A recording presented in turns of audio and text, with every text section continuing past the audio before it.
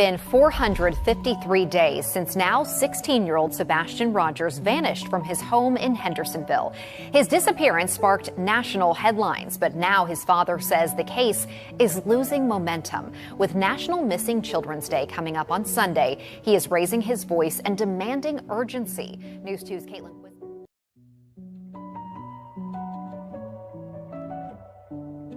I went and talked to neighbors, and every single one of them, every single one, welcomed me. And if they had video surveillance, they gave it to me. The only person that would not talk to me, as the only person that had something to hide and wouldn't talk to me. You know, she has a son that's hiding and waiting for somebody in the dark, late at night on the 25th. And there needs to be some explaining for that. I'll just leave it at that. That we are going to keep searching, we are going to keep looking, we are going to find him, and we are going to bring him home. Since we first aired the video last month, authorities have said no evidentiary value. It is of no evidentiary value. It is of no evidentiary value. Can you tell me what those lights are? No, Why? because the investigation remains ongoing. Yeah, I'm working on behalf of Sebastian. I am not, my client is Sebastian, and they're the guardians that have the ability to sign. It just started. Hi, Dad. I know this is gonna sound weird, but tomorrow's picture day. So could you send some decent clothes over to me so that I can wear the decent clothes and be handsome for my birthday with all decent clothes? Mom. Because our heart is missing. He is my world. I need him. I need him back with me.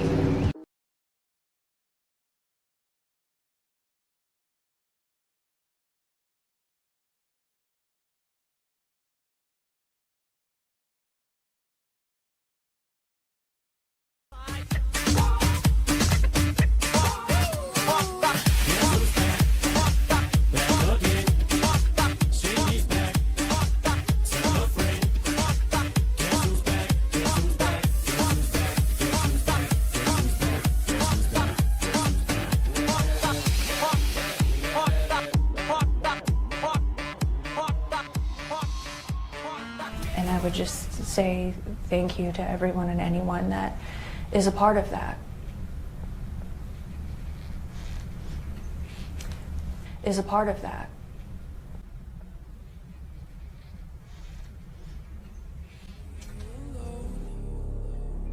It's much to bear and you don't care, and I won't play alone. I got you in my sight. I keep all the words you said to me. I get you on your knees. Rewrite all the things you said that I should be. I'll get you, now you beg me please. All right, welcome everybody. Thank you so much for tuning in. Give me a second. This thing always does this to me. Here we go. Get it fixed. All right, happy Saturday. If you can, please hit that like button on your way in. We got so much to go over. Of course, we did such an amazing job the other day. We went well over our goal. $2,249. Thank you guys so much. Of course, every single cent of that will be going towards Sebastian Rogers. We'll talk more about that here in a bit. But yes, so awesome, you guys. Amazing work. We hit that. I put that fundraiser out. I think the link out 30 minutes before I went live. Silvers may have done it, I think about the same time I did. Just to kind of get it going. And then when I went live, we had already hit, I think, 1,000. And then within like 15 minutes, I was trying to shut it down because we went well over it, which is amazing. So thank you guys so much. And within a couple of weeks, You guys will see what that will all go towards, and it'll be something huge. I promise you that. But so much. But amidst all that, of course, then you have people that, when something big is going on in true crime, it never fails. And I would have been shocked if I didn't see SF post something within, 48 hours of us doing something like this, because, again, he doesn't care about the case. And he just wants drama, because I guess being on Twitter all day is going to lead to Sebastian Rogers, I guess. I don't know how that's going to work, but yeah. It was 12 minutes when you started to shut it down. Oh, is that right? It was something crazy. I mean, and that just shows you guys how much the community wants to find Sebastian. This is the community speaking, right? Not me. I'm just kind of, like I said, I'm kind of like the vessel, however, analogy you want to put it. That just shows you how much love and support, and again, the community coming together for the greater good. Sebastian Rogers, right? Not this clown who, again, this is what I expect from a middle schooler, right? This kind of tweet. Just absolutely pathetic. And not surprised one bit. Anyway. Takes a village, yep. But we're going to do it. And again, so much. But I just want to remind people, because, he's coming out here. And I'm sure he'll be out here sooner than he said. In my opinion. But remember, he is just, in my opinion, a tool for these people to the right. So again, if that's how he acts, and that's the direction they're going, shame on them. How does that find Sebastian Rogers when you hire a clown like this? As spends his days on Twitter. If he would actually cared about the case, the same footage that I have that he has, he would have found this stuff, but he doesn't care about that, right?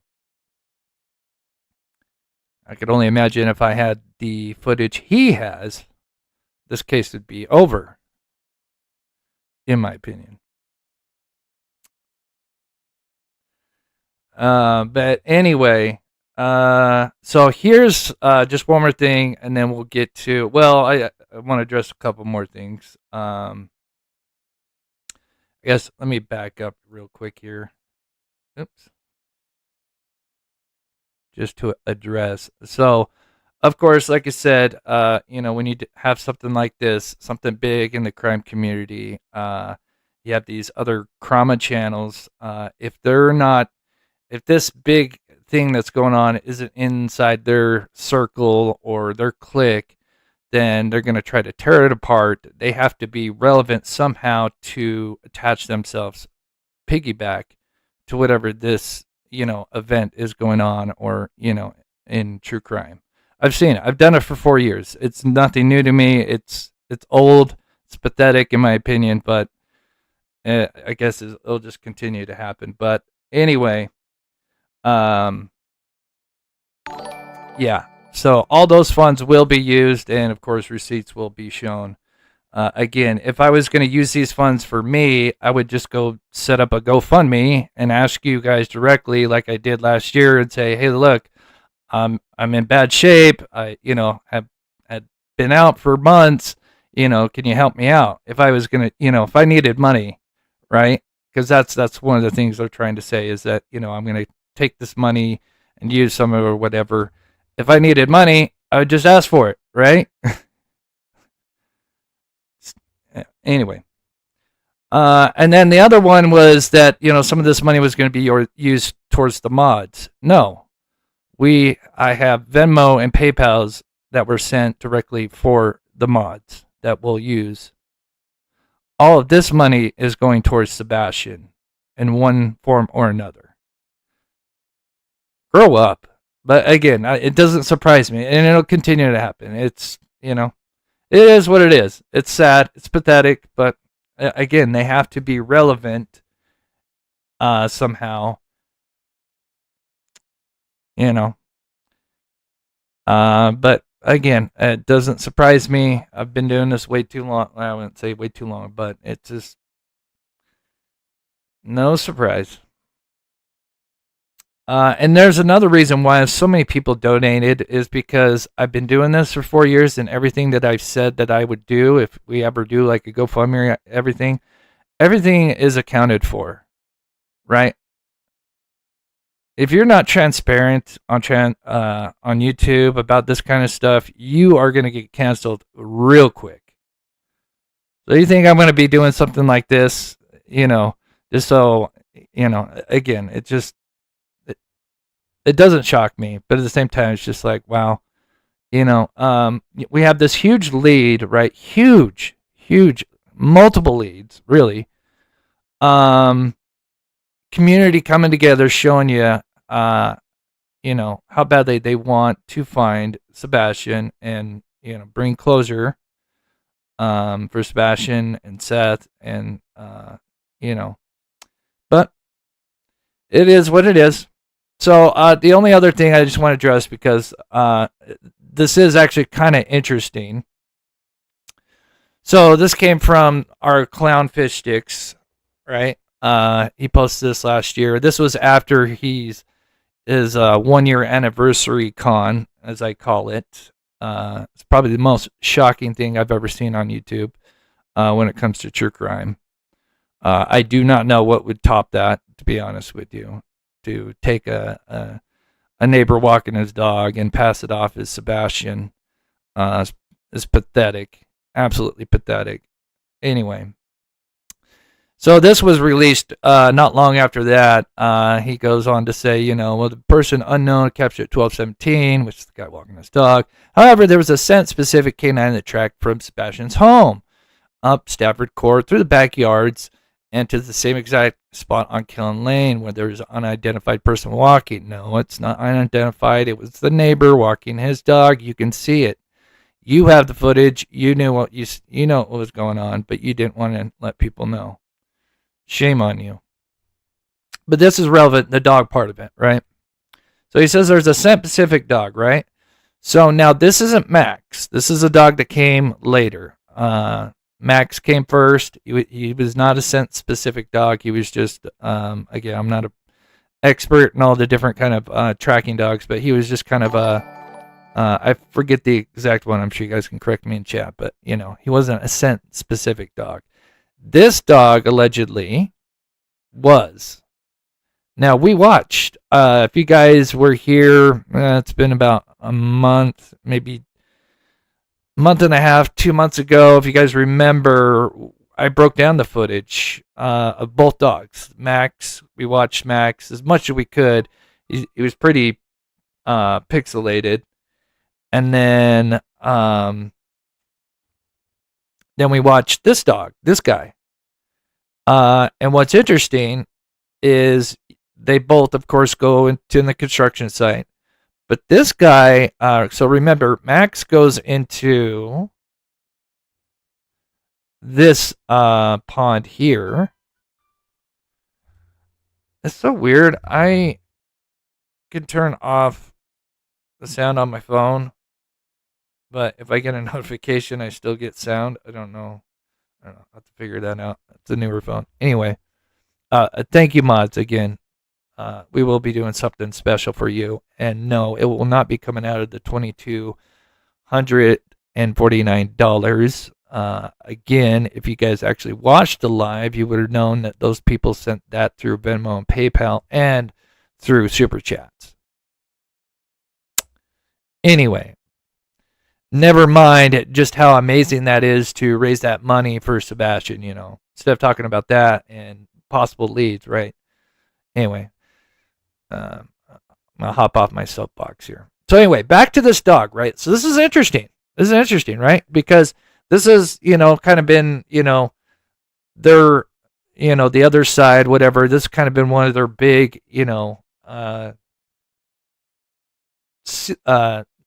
theories, scenarios, right? Is Sebastian ended up in the pond, right?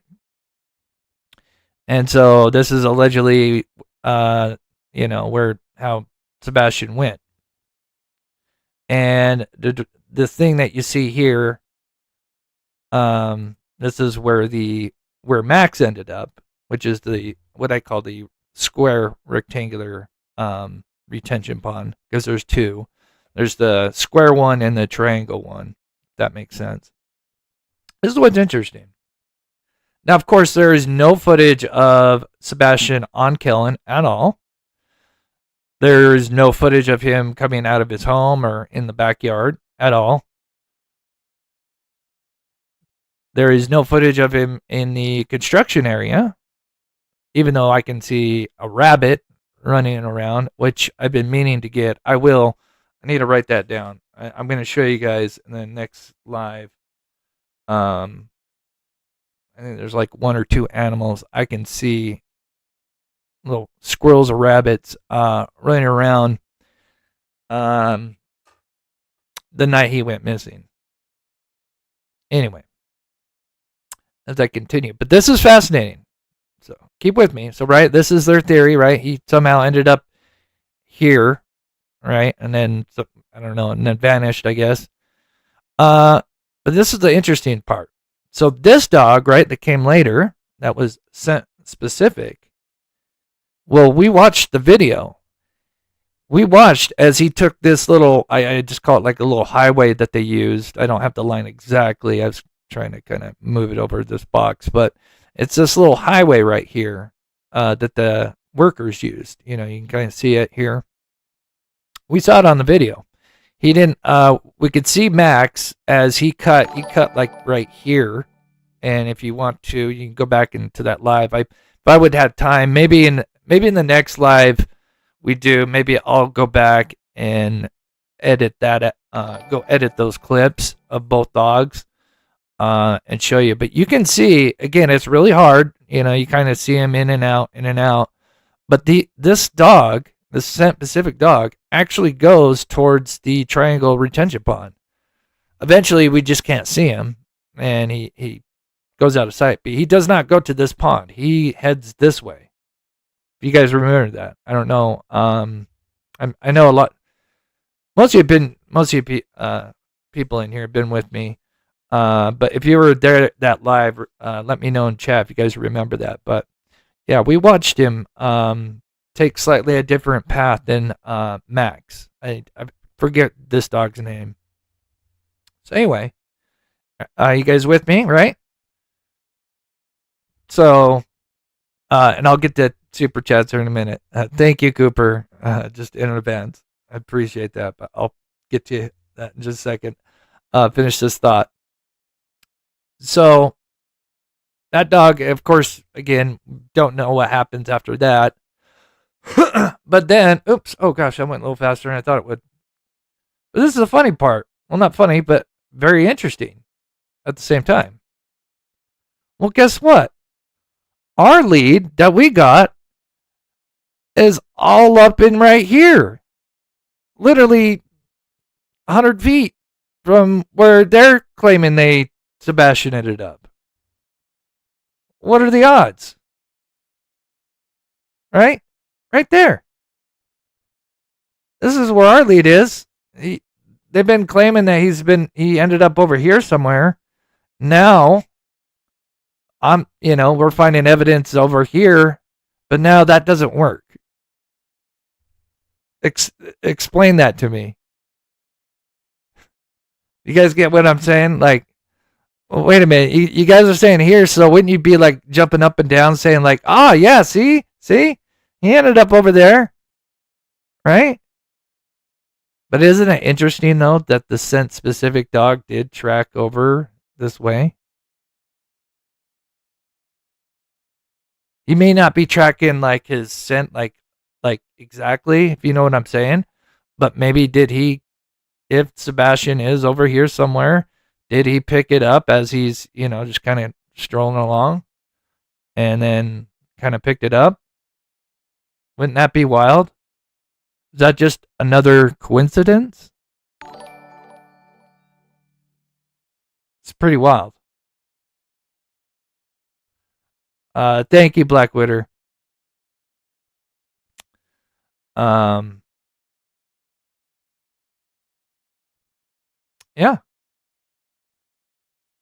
But I thought I think, like I said, I knew this was coming, and I thought it was going to be just absolutely wild that they would try to, kind of disown this, because again, this is right next to where they've been claiming he's at, or was last at, apparently. But now, like, but the Scent Pacific part of it, that is what fascinates me, right? Because was he just, he didn't really have anything, or maybe he had picked up his scent because maybe they drove him up this road once or twice or something. Who knows? Again, this is not my area of expertise, but maybe at one point the dog did pick up something that led him over to this way. Yeah, caught his scent through the wind. Yeah.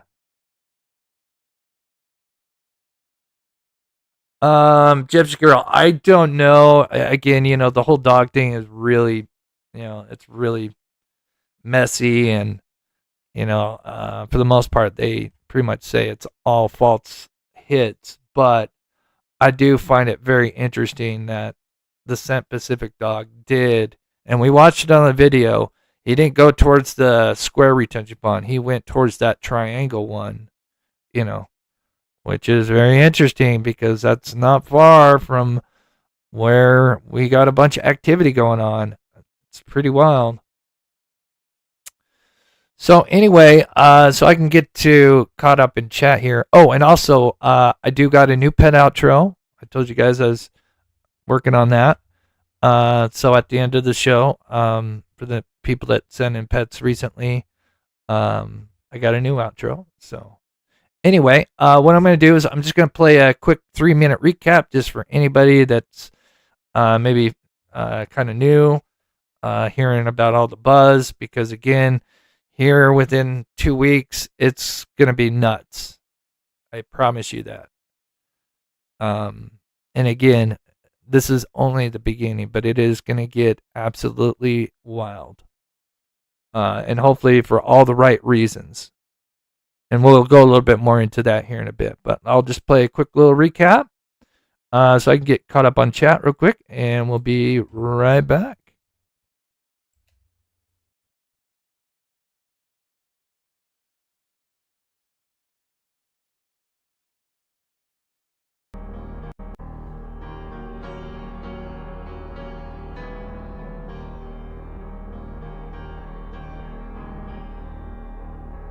Figure out what was this light, where it was coming from, and how it connected to Roger's disappearance. And what we found will absolutely shock you. Come down to where I'm sitting right here. So watch this. Of course, with my lights off, you can't see anything. If I turn my lights on, I can see just graves and grass. But imagine for a moment that somebody was there and said, hey, I can't see. Turn your high beams on. Of course, it opens up the whole area. I see more. And what do I see? The monument. And they're telling me they can see it on the camera, just like the footage we've been looking at. Boom!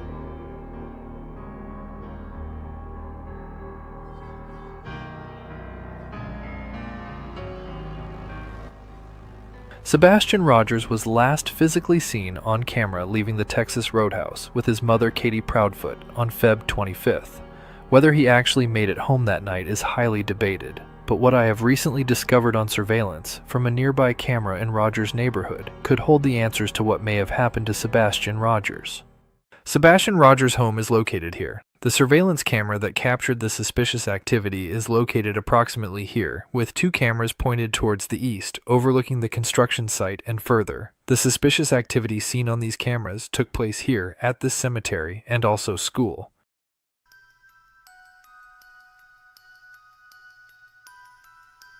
Just after this suspicious light illuminates for approximately 6 minutes, a little before 3:30 a.m., at 3:32, a headlight of a vehicle can be seen moving south in the cemetery. This would not be the only vehicle seen that night. Another vehicle is seen at 3:45, and just 4 minutes later, another headlight is seen at 3:49. Although there is 2 cameras that overlook the entrance to the church and cemetery, as of now, there is no sign of these vehicles seen, entering or exiting, the only main entrance to the south.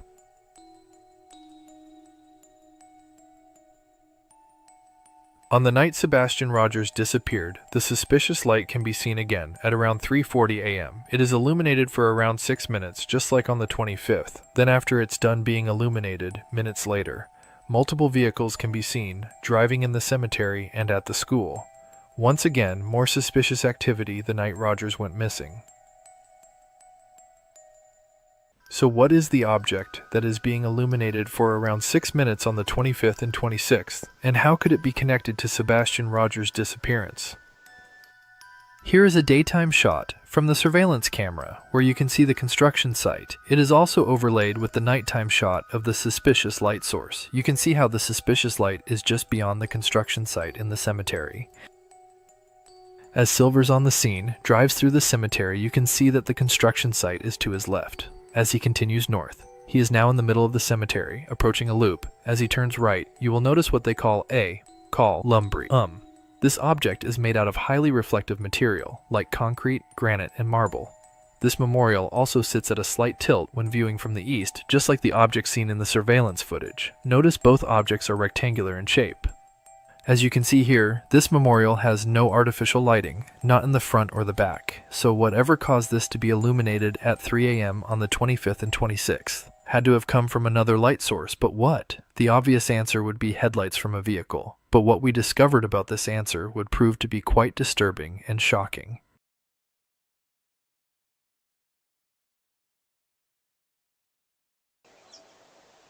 Okay.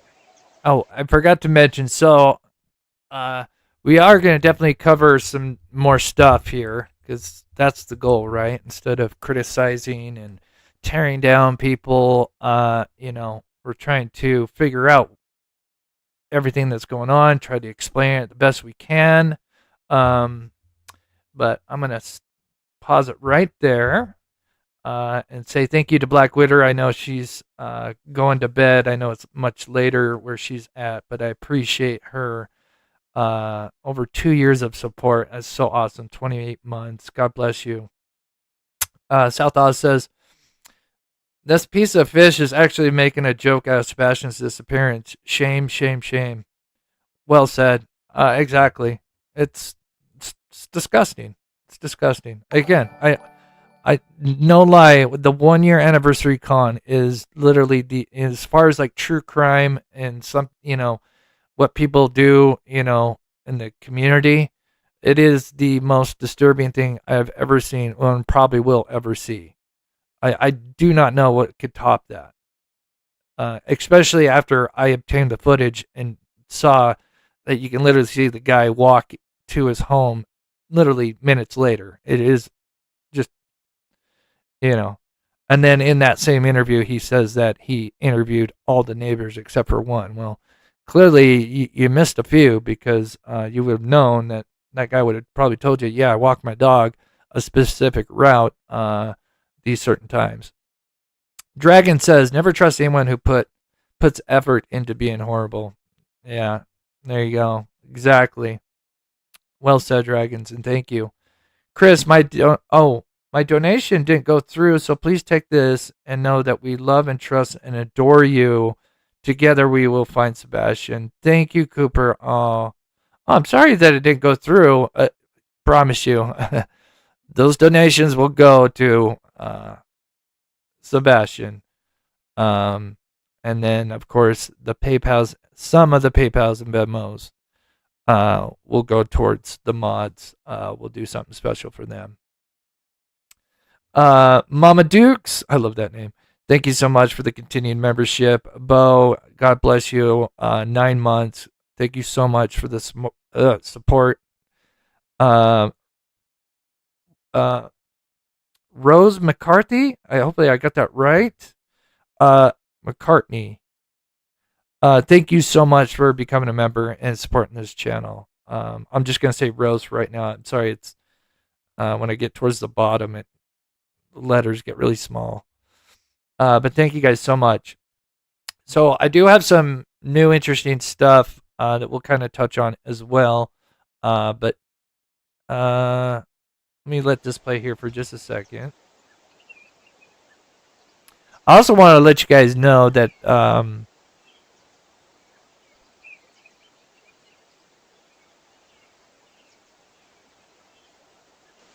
to think how to word this. That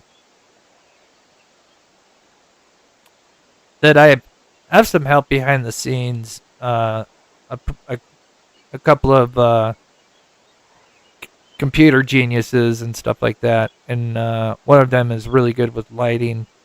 And anyway, they found this stuff to be very fascinating due to the way some of this stuff is being illuminated.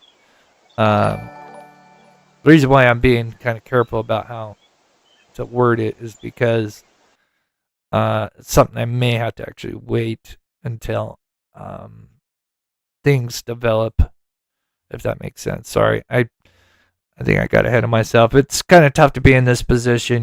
We've got major leads and stuff coming up within the next 2 weeks, and everybody, I know everybody wants to support and help, but there's a few people that are trying to do whatever they can to get on the inside right, and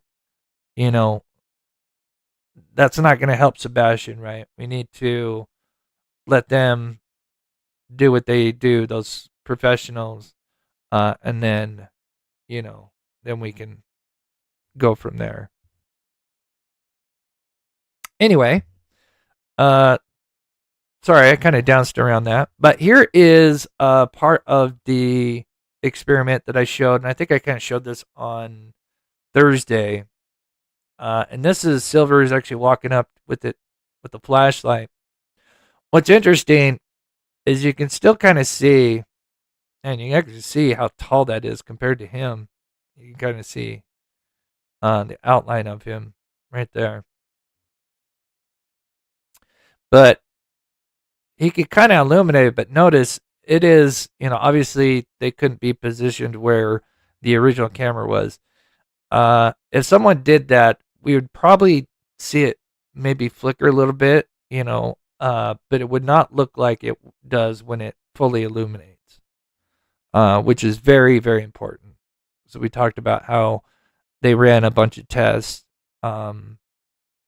flashlights, headlights, walking up to it, cell phone lights, different lighting sources, different lighting angles, which is another big one, angles. That's very important. But it wasn't until what Silvers did with his vehicle in a particular position. Because you'll see the one thing about the Columbrium before we move on to the other light source is that, before and a little bit after, when you watch that area, you can kind of see it flicker in and out a little bit as if there's people there, right? With lights, but it doesn't fully illuminate, which tells me whatever is doing this tells me that they are stationary, if that makes sense, right? Because clearly, if I had more time and if we were focusing directly on this, I'd show some of the footage of before it gets fully illuminated. You can see it kind of, come in and out just barely, but it isn't like how we just saw it there, which tells me again that when the thing gets illuminated, those whatever is going on, they are stationary. They're static. On the night before Sebastian, 1:49 a.m. Or at so one last thing, and everything that we're showing is on the 25th right here. Obviously, it happens on the 26th as well. And I know I've replayed this a lot, and I do apologize, but we do have more people coming in. Okay, Lolly, I will look at it when I can. I've been pretty caught up on my emails, so I appreciate that, and I will get back to you. I just ask people be patient because sometimes it'll be, it's under control, my emails, and then all of a sudden it's like you guys rendezvous and say, all right, let's email Chris, and and then I have other things going on. So anyway, let me play this other part, and then we're going to get into the other light source that's not vehicles. But let me just play this part for anybody that's kind of new, because obviously this is just as important. In this location. Shown here is the exact location the headlights were seen. Notice how the road isn't very wide. I also figured out that the headlights captured at 3:45 and 3:49 a.m. are at two different heights seen here. Notice when putting a static line in same spot, one light is higher up than the other one, meaning there were at least two different vehicles driving around the cemetery on the night before Sebastian Rogers disappeared on the 25th. So what were they doing, and how did the memorial site light up?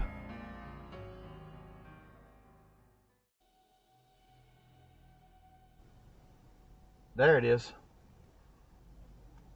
What do you see now?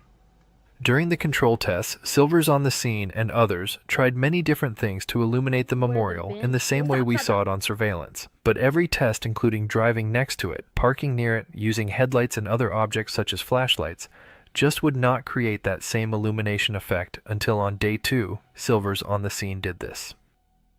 Okay, to document where I'm at, come in the cemetery this way, go around, it loops around.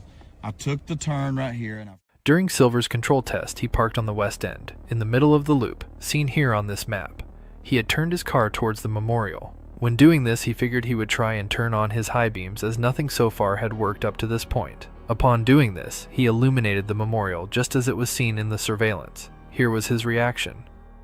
Okay, to document where I'm at, come in the cemetery this way, go around, it loops around. I took the turn right here and I've come down to where I'm sitting right here. So watch this. Of course, when my light's off, you can't see anything. If I turn my lights on, I can see just graves and grass. But imagine for a moment that somebody was there and said, hey, I can't see. Turn your high beams on. Of course, it opens up the whole area. I see more. And what do I see? The monument.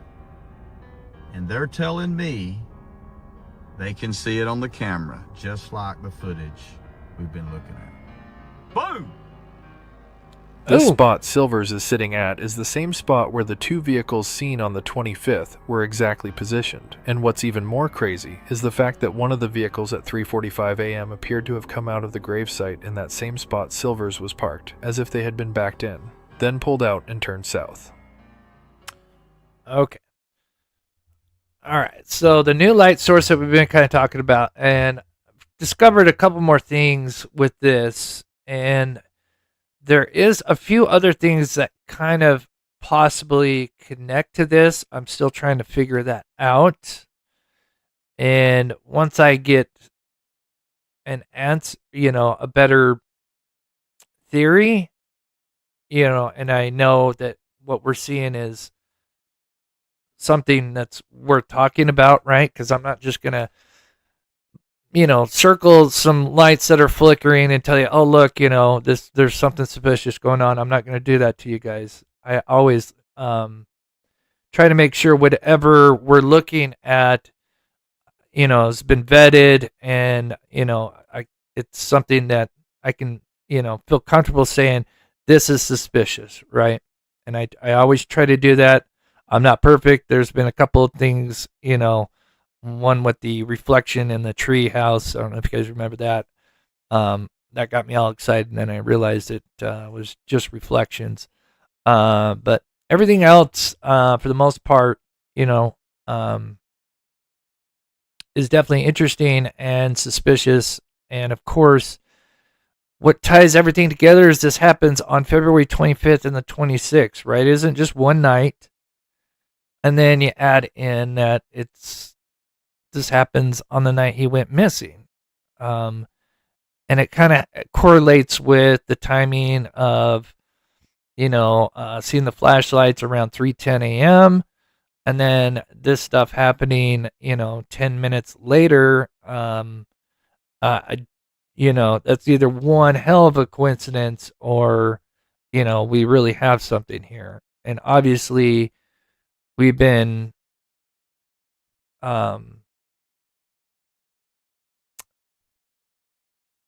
trying to piece everything that together as much as we can and try to explain what we can as far as what we're seeing, and where we're seeing it at.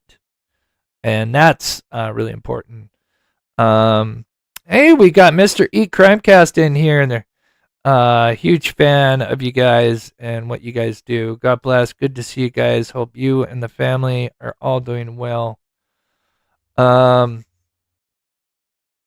So anyway, this is what we're going to kind of explain a little bit. I know we've been kind of talking about this because this is one of the more recent discoveries, and I'm going to show you guys something that's very interesting as well that correlates with this.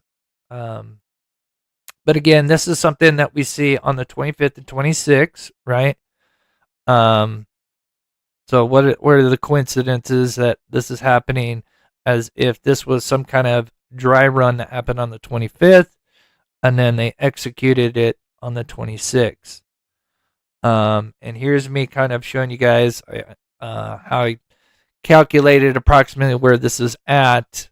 Again, I think I've told you guys before, I'd seen this before many, many weeks ago, just rewatching the footage over and over and over and over and over and over again.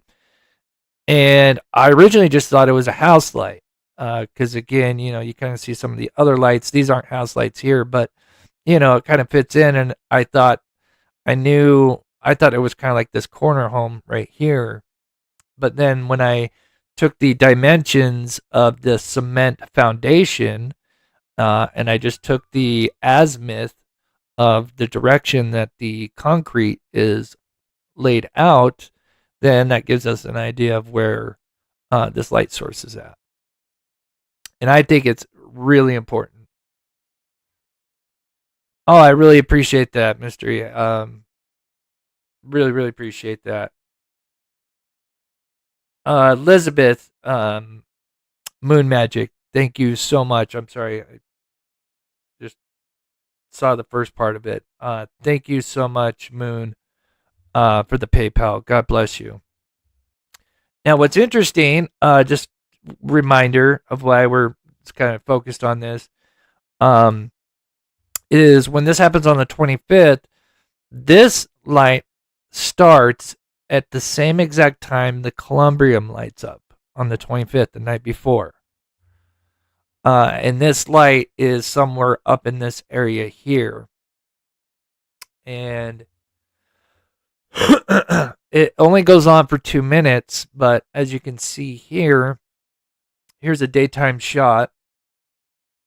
And as you can see, there's no houses here, so this isn't, a home with its light just kicking on for 2 minutes. The homes kind of go this way if we were looking at an overview, kind of like this here, like that. Obviously,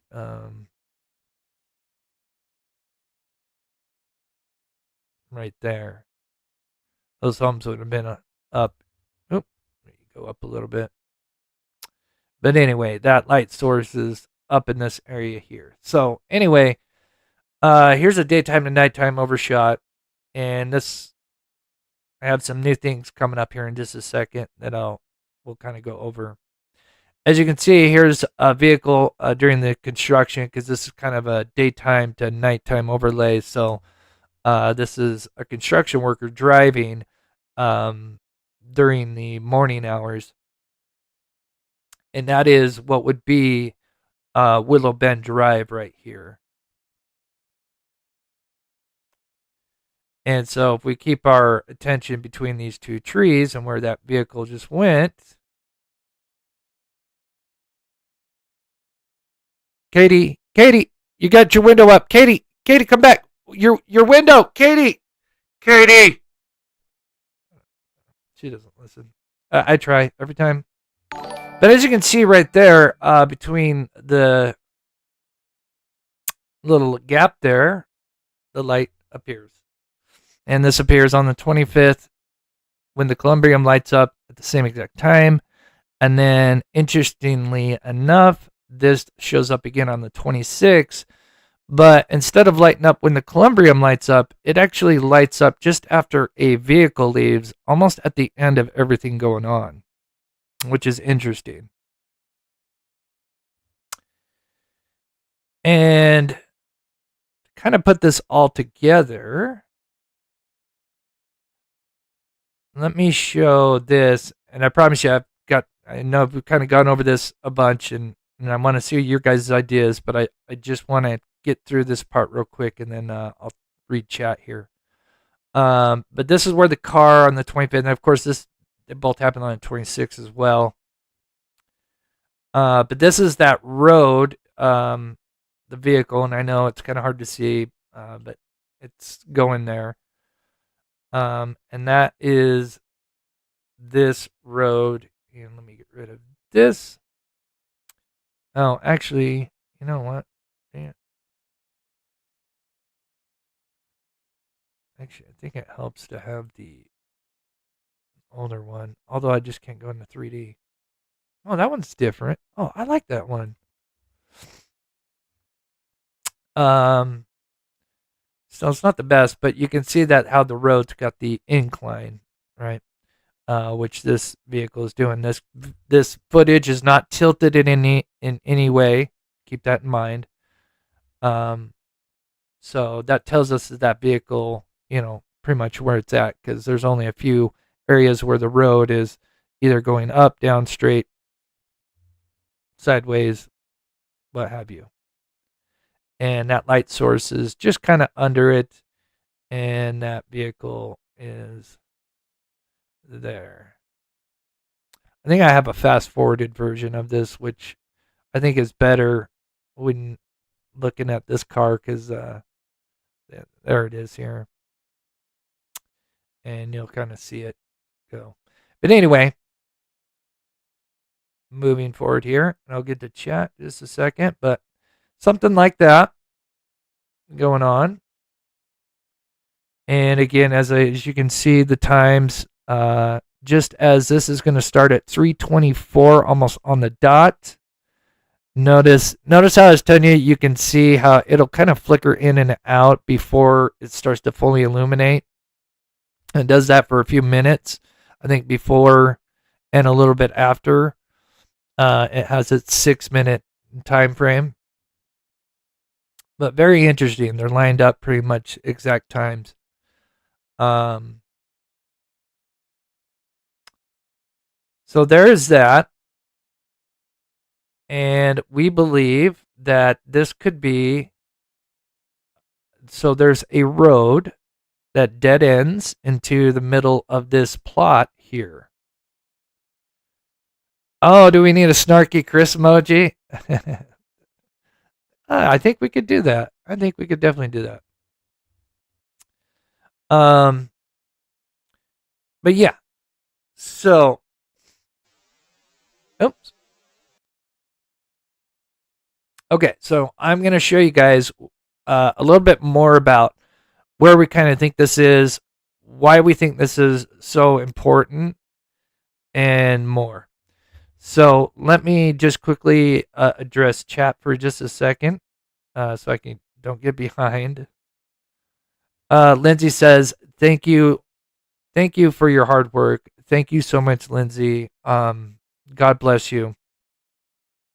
I could not do this without you guys' support." Melissa, good to see you, sweetheart, and thank you so much for the $5 super chat. You guys are the best. Again, you guys killed it with the fundraiser. I mean, to me, it should be on the news, and who knows? It may be. You never know. It might make the news. We'll see. But that was pretty impressive. Pretty impressive. And that was all you guys. I am just, again,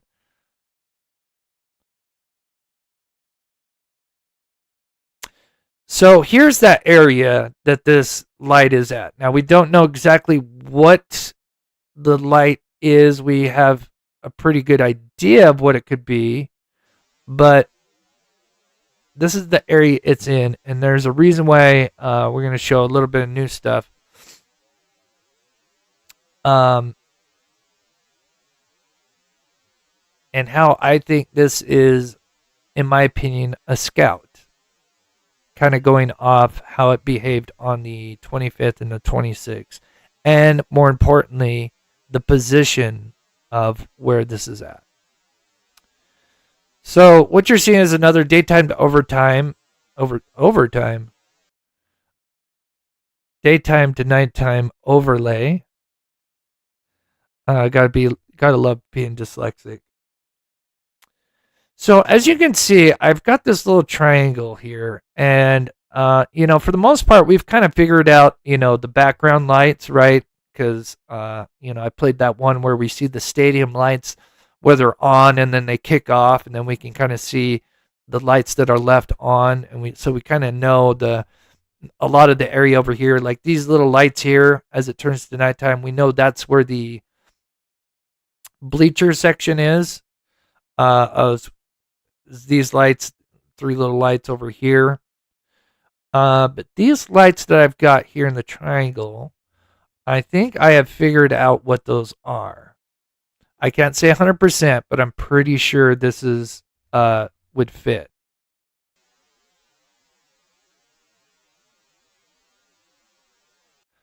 Oh, was he on, not to get sidetracked, oh my gosh, was he on Nancy Grace? Didn't he give Nancy Grace crap at one point? So funny. Anyway.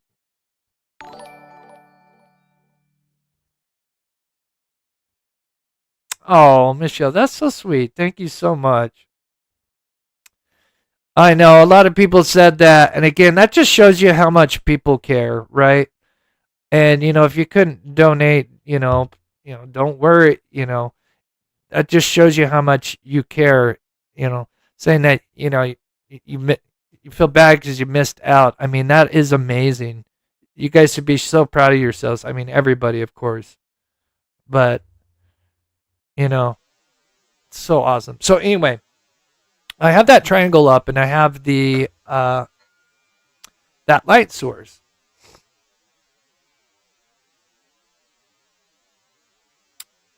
Yeah, I have not really covered that case because obviously we've got, in my opinion, one of the biggest leads in this case. Eventually, if we get this solved, we'll move back to kind of covering, the latest big cases. But right now, we've got so much invested in this, and we've got just eventually things will be revealed, and they're going to be big. So if you guys remember that triangle I just showed you, I think these lights are coming from this building. Let's see. There we go. And let me know what you guys think. But I think there was probably one light here, one light here, one light up here, and one light here. Because there's actually 4 of them.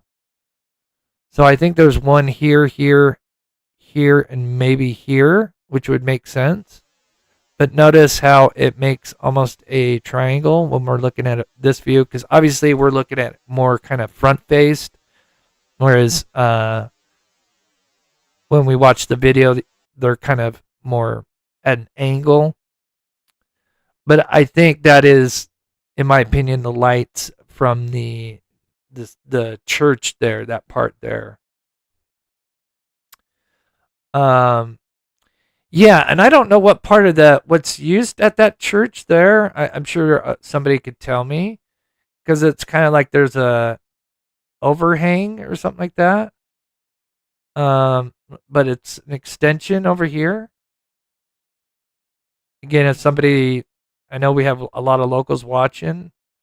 But yeah, that is that.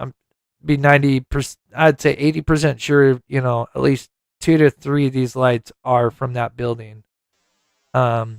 Which then kind of gives us an idea what I could probably do is measure the lights from this to this, and that might even give me an even better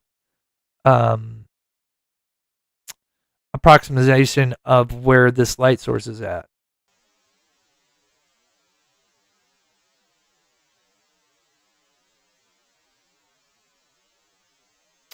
But yeah, so I definitely think that's his overhang here. But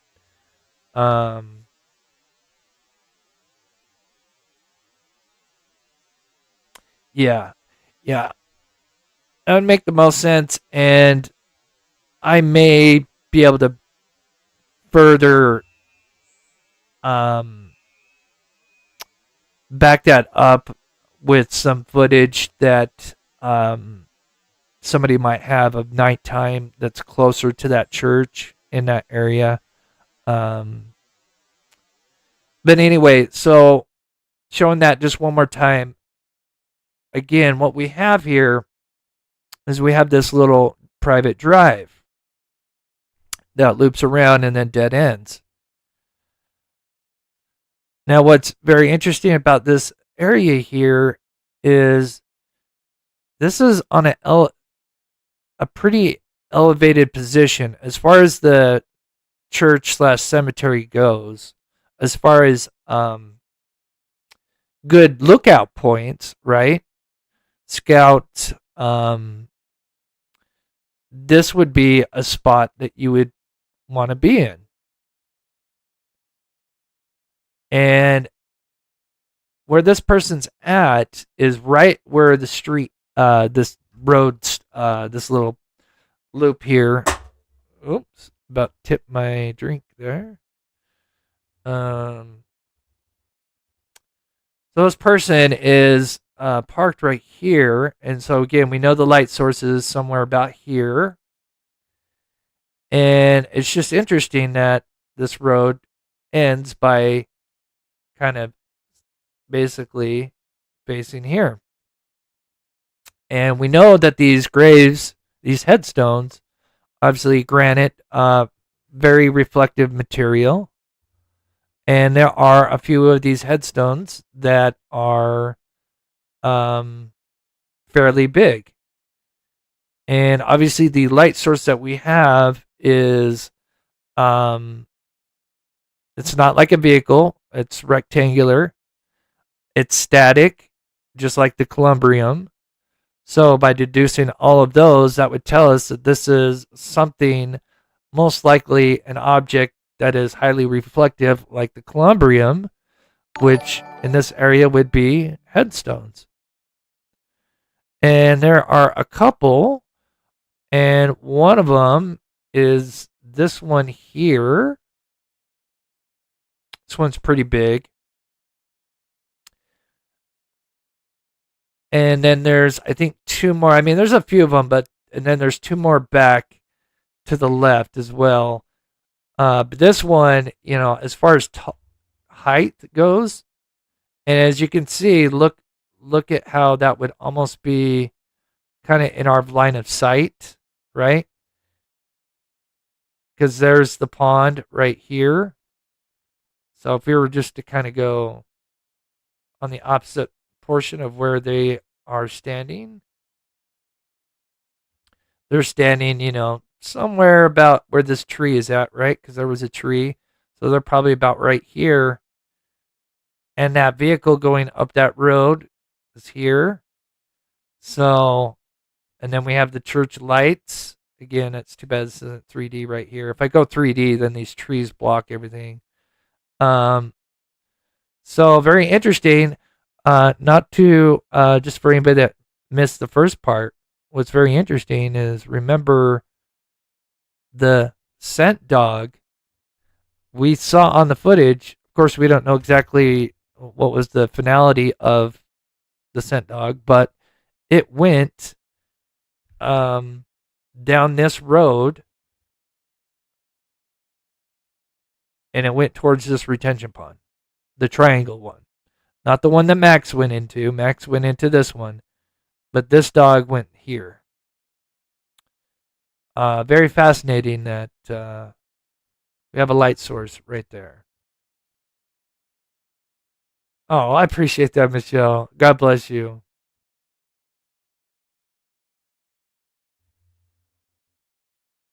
So again, it's static. There it is. You can see it there. Only illuminates for 2 minutes. Almost if you could say maybe they drove up down that road right to the dead end, kicked their lights on, and then, we only have a small window. So here, think about this. They could be illuminating a lot of these other headstones. But remember, because we're looking so far away, that all we have is little windows that we can see from so far away, if that makes sense, right? So, you know, as we don't know, but there could be other headstones. If this is a headstone, which if I had to guess on anything right now, my best guess, this is a headstone being lit up, right? But we only have this small little window, right? So that means over right here and over here, there could be a bunch of these lit up, but we don't see them. We just see the one tall one lit up. Does that make sense? Because we only have this little window that we can see because of all these trees, branches, and all that. And so we just see this one headstone being illuminated. Well, there could be a bunch of them, if that makes sense.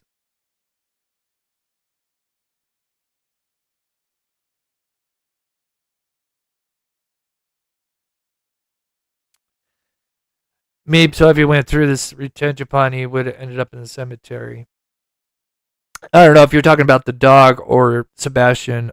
But yeah, the dog, definitely. I mean, we know in my opinion, you guys know if I'd seen Sebastian walking through the construction site, I'd be the first one to be jumping up and down, calling law enforcement. But no, we don't see him. But it's possible that, yeah, like somebody said earlier, the wind, maybe as this dog's, trying to pick up his scent, maybe picked it up a little bit and then ended up somehow in the construction site. Maybe it's just because where the other dog went. And then it did start to kind of pick something up because it did start to kind of move a little bit. If I recall, I got to go back and look at it. I think this is kind of interesting now, especially with this kind of other part of the lead that we have.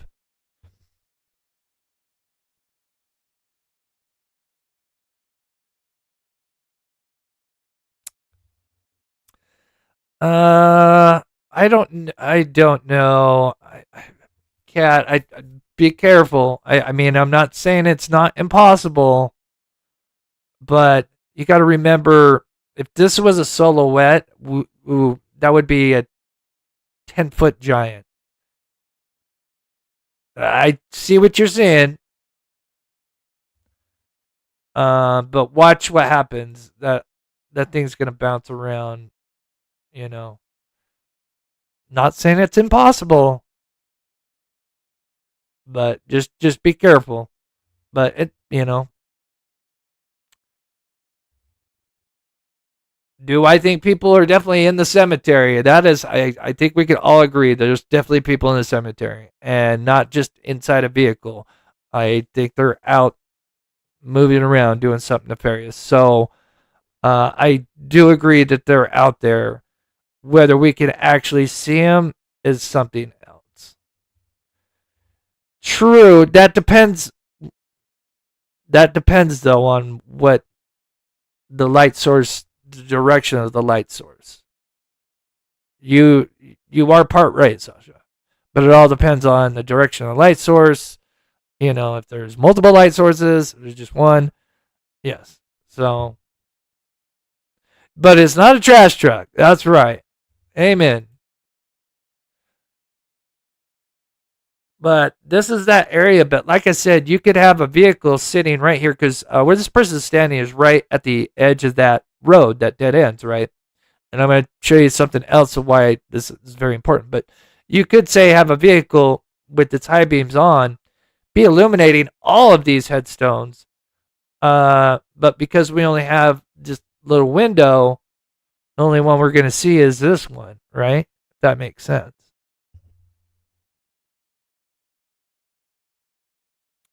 I think we need to make a t-shirt, right? Should we make a t-shirt?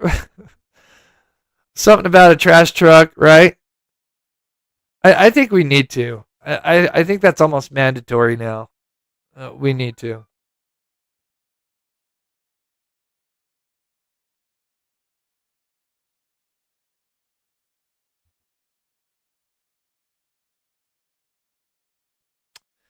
So anyway, um,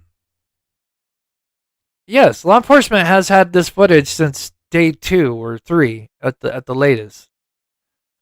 Now, I want to be careful. I know I've been giving them a lot of crap. I'm really disappointed in them because they definitely fumbled, in my opinion, big time. I thought, in my opinion, the John Benet Ramsey case, no matter whatever you think of that case was handled completely poorly. They did a terrible job. And I thought that case would be like something when you become a detective, that is like something that they go through. Like, like this is no-nos. Do not get tunnel vision. Make sure you separate people. Get witness, get statements.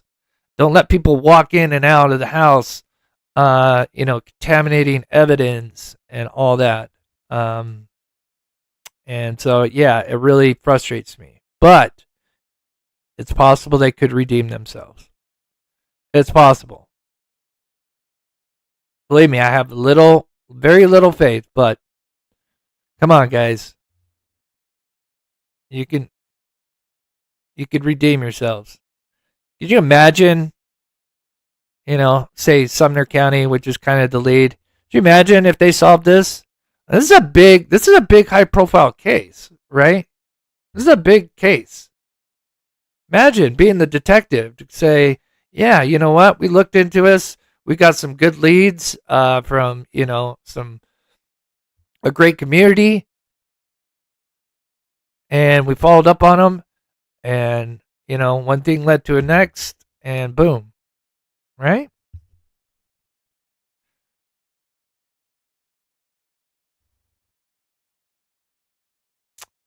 Oh, yeah, it has changed. I don't know if you have any nighttime footage of it, but yeah, if it's on your channel, I don't know if maybe anybody could send that over to me. It would be interesting to look at. Because yeah, you're right. It does change a lot, but it's definitely be interesting to see.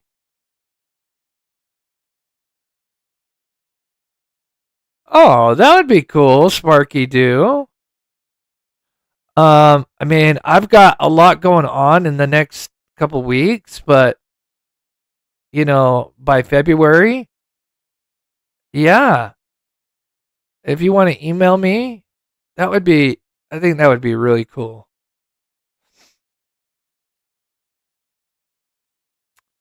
Yeah, I think that'd be really cool. I mean, let's do one fundraiser at a time, because I don't want to get ahead of myself. We just killed it with one, and I don't know. Maybe we could have another channel, collab with us. Maybe I don't know. We'll figure that out. I think I love the idea. I just, again, we've raised a lot. We want to make sure, every single penny goes, is accounted for and goes to what we're using. Okay, so continuing on, but I'm trying to keep up with chat and kind of bounce ideas. But this is why I'll buy you shirt. I think it'd be great. I think we could do like, not just me come up. I think us as a community come up with the slogan and the picture. We could do that. Remember, with maybe in a members live or something with the Patreons, and and then vote. First come up with some good ideas, and then get like a top 5, and then we vote on the best one, and that way it's a community effort. I love that idea. Love it. I know there's a lot of slogans. All right, don't we get sidetracked. This is great though. I love it. Okay, so here's the other scene. Do you understand that? There will be a test. What's also interesting about this area is, so as you can see, I've got this circle here, is, as I talked about, this particular area is elevated, as I was saying before, as if maybe you wanted to have a scout in this position. And this would be a good position to overlook if things were going on, say, in the pond, near the Columbrium, or just in the cemetery in general, right? You're kind of covered with trees, and I'm going to show you here in a second. But right there, we're looking north right now. That Columbrium is right here. As you can see, we are on a hill.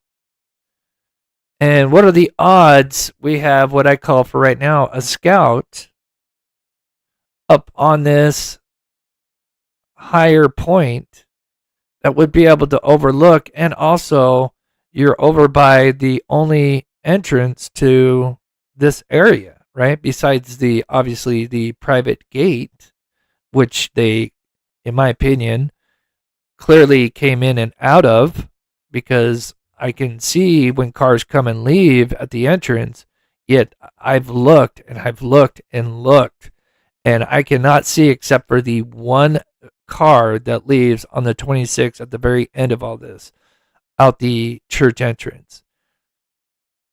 On the 25th, I can't see anything coming in or going out, yet there are multiple vehicles, which is very sus.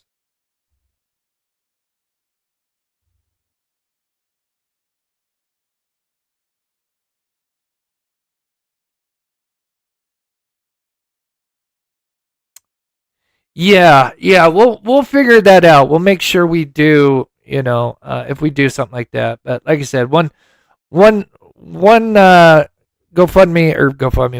fundraiser at a time, at least on my end, right? Because yeah, I don't want to be juggling two until we've gotten the funds from this one spent. But I love the idea. I love what you guys got. We could definitely figure something out. Maybe get a second entity in here. But anyway, back to why I believe this is very important. Yeah, as you can see, look how, now it's too bad this person doesn't do kind of like a 360, but again, you've got a great vantage point. You can see the Columbrium, see anything going on here. You would be able to hear a car coming if they're coming in the only entrance.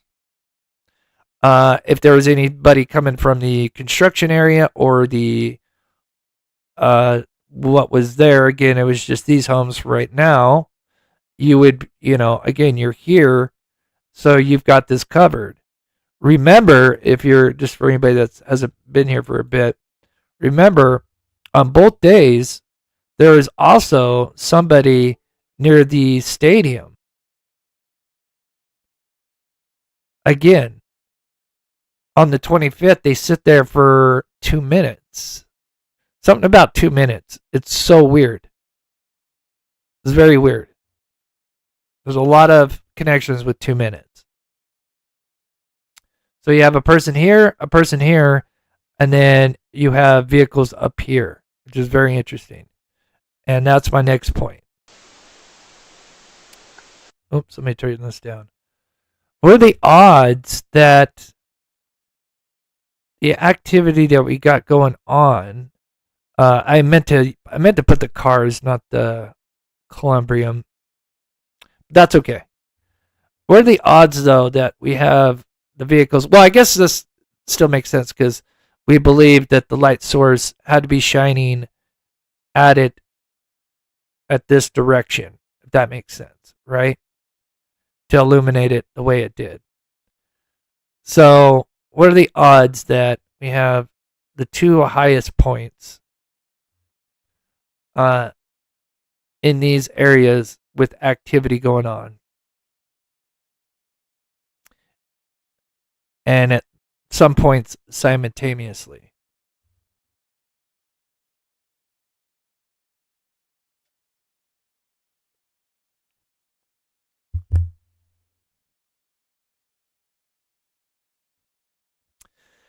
Um, yeah, I haven't, Sparky, because Ward Lane is blocked from our view, unfortunately.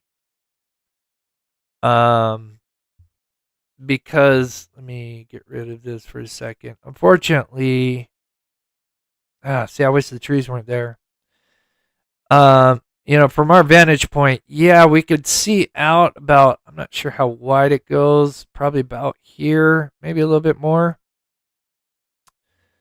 And so as you can see, everything back in Ward Lane here, you can see the elevation. Oops, wrong button here. Notice as if I were to go down, sorry, trying to go down here. Let me down in there. Obviously, anything going on down here would be hidden from the camera because the elevation up here is higher. So, unfortunately, if there was activity going on here, I wouldn't be able to see it from that particular camera. Not to say, there's all these other cameras at the school that, boy, send me the footage. I'll send an NDA in a heartbeat, and I will help you guys solve this. I don't want to say solve this case. I don't want to be arrogant, but I will help you. I will scan every pixel. But anyway, let me play this next part about the connection between basically what's going on the 26th, and then we'll read some more chat. Phone's going off like crazy here. 3:10 a.m., the suspicious flashlights in 47 a.m. 47.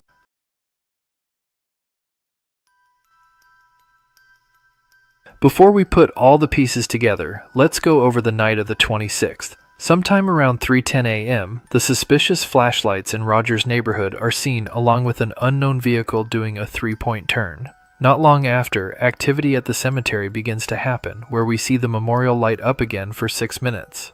During this same time, we then see a vehicle at the school near the stadium, first heading north at 3:47 a.m., near the same time the memorial is just beginning to fade out, seen here in this overhead view. A few moments later, we then see that same vehicle head south at 3:49, just minutes after the memorial is no longer illuminated. Then literally 2 minutes later, we see another vehicle heading south, leaving the cemetery at 3:51. We first see this vehicle in the cemetery located here in this overhead view. Then a few moments later, we can see it exiting the church parking lot at 3:53 a.m.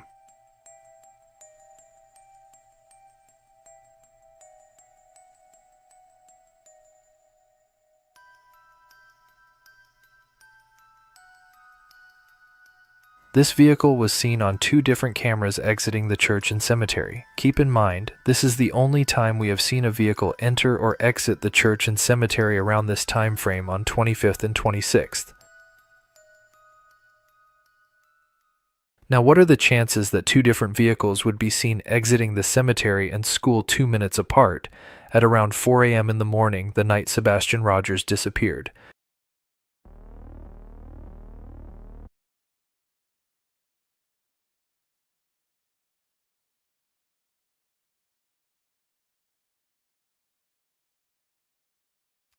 Oh, yeah, I appreciate the footage, Crimecast.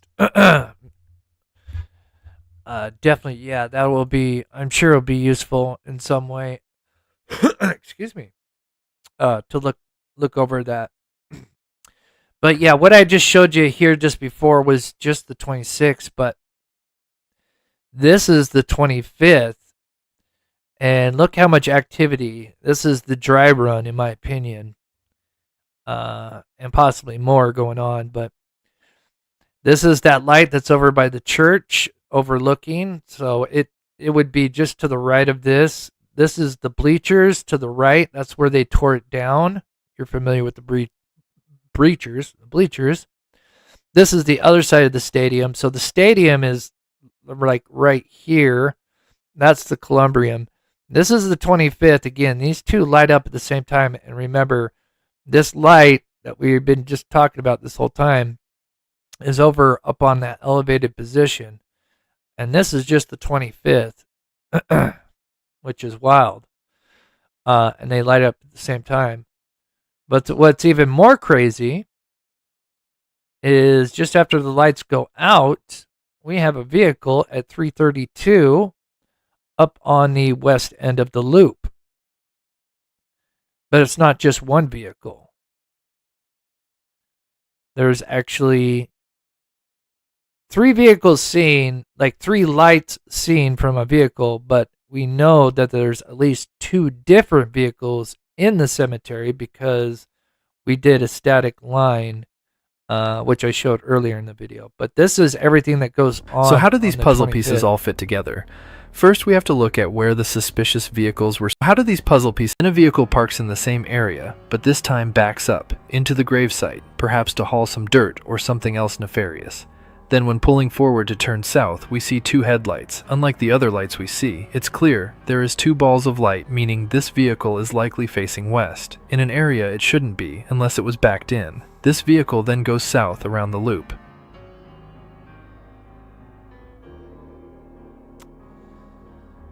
But yeah, this area is exactly where these vehicles are at.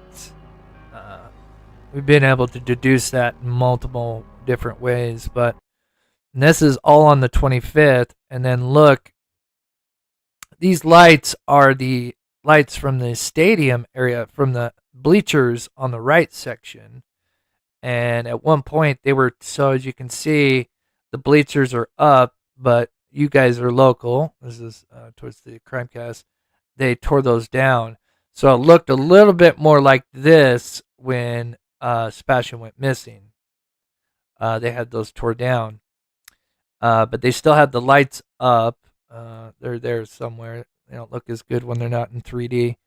But that's those lights. And you can literally see a car there. And that is at the school. And there's a couple ways I've figured out what's at the school and what's at the cemetery.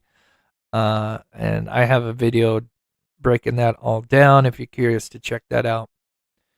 But there's a car that shows up, and what's interesting, sitting right there, there it is.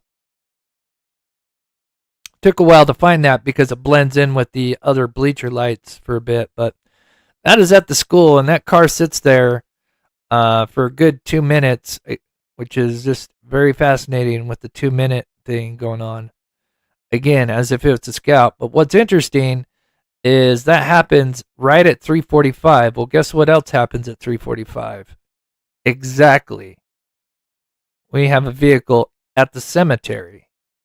Now, what are the odds you have a vehicle at the school and at the cemetery at the same exact time?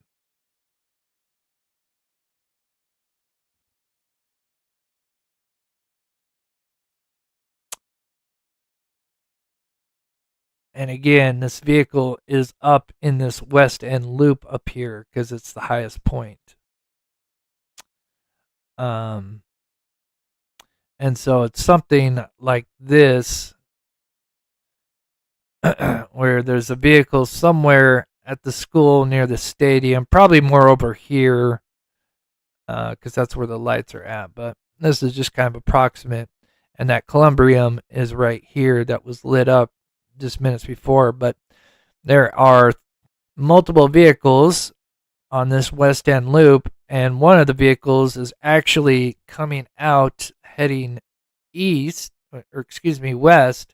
towards the camera, which means it is almost like it's coming out of the gravesite itself, which is very interesting.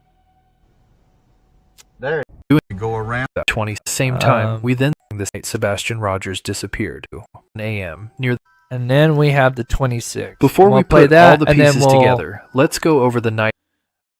I know I already kind of played this, but this adds a little bit more, and then we'll read chat. And I've got a couple more things. I know a lot of people are curious about where the van's been and what, KK and Crispy have been doing. So we'll do the 26 real quick, which is about 3-4 minutes, and then we'll get cut over and show you what Voices of Truth have been doing, which has been some very amazing stuff as well. Of the 26th. Sometime around 3:10 a.m., the suspicious flashlights in Rogers' neighborhood are seen along with an unknown vehicle doing a 3-point turn. Not long after, activity at the cemetery begins to happen, where we see the memorial light up again for 6 minutes. During this same time, we then see a vehicle at the school near the stadium, first heading north at 3:47 a.m., near the same...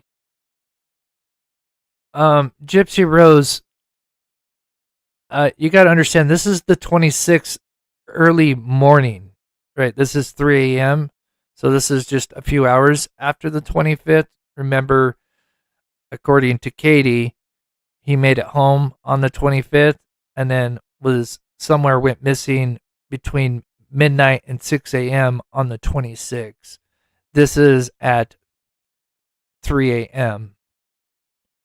So hopefully that makes sense. Same time, the memorial is just beginning to fade out, seen here in this overhead view. A few moments later, we then see that same vehicle head south at 3:49, just minutes after the memorial is no longer illuminated.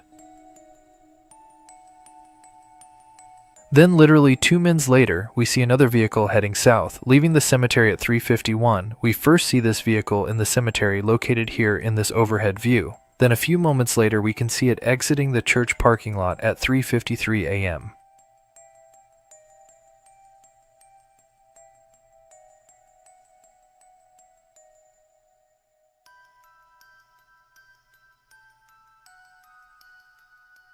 This vehicle was seen on 2 different cameras exiting the church and cemetery. Keep in mind, this is the only time we have seen a vehicle enter or exit the church and cemetery around this time frame on 25th and 26th.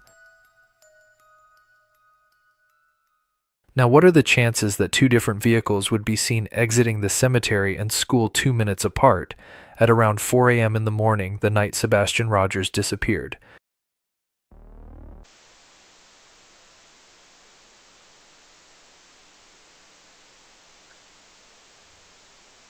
How long were they there? So that's a good question, because obviously we can only go off what we see.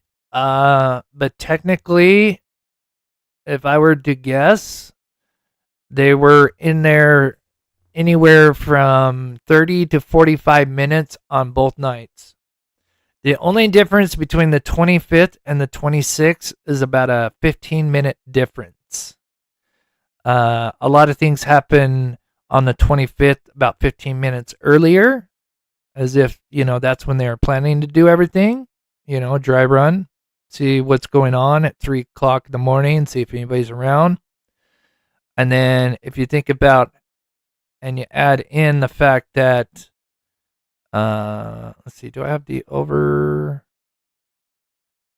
Yeah, add in the fact, where is my diagram of the other one real quick here? 1 second.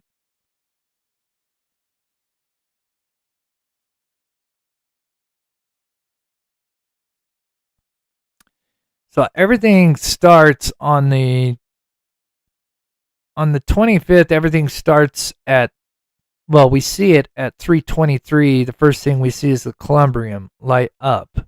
And then we start to see vehicles directly after that lights up. And of course, we see that scout over here at the same time, the Columbrium. This is all on the 25th. Then when we see the vehicles, after the Columbrium's done, we see the vehicles up here. And then at the same time, we see a vehicle at the school. And then it's at 3:45. So we start to see activity at about 3:20. And then that lasts till last thing we see is the vehicle leaving here at 3:47. So yeah, 3:20 to 3:50. And that's just what we can see, but we know they'd have to be in there, and we never see anything enter, because I have 2 cameras that can see the entrance / exit of the church. 2 cameras. They're each different windows we can see. And there's nothing seen entering the church, which means they're likely coming from Ward Lane, which just adds more to the why do you need to come in through Ward Lane. The 26th, so remember you have the 3:10 a.m. lights on Stafford and Kellen, and then at 3:43. So remember, this is when it starts to light up. That means they've been in there for at least 5 minutes, at the very least. Means they could have went around. It all lines up when you start to kind of look at it, because they would have probably finished up around 3:15, 3:20 in the neighborhood, and then 20 minutes later, you've got, and probably less than that, activity at the cemetery. I mean, the time frame lines up almost perfectly, which is pretty disturbing. And then the only time we see a vehicle leave is at 3:53. And then when that vehicle leaves, which is interesting, is here's the two times. Here's that, what could be a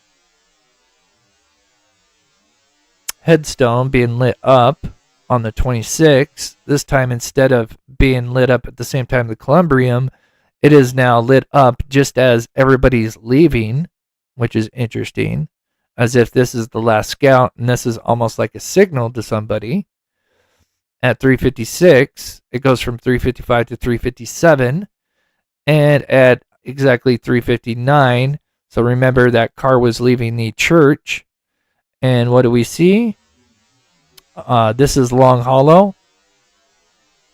Right here. We see a vehicle heading west.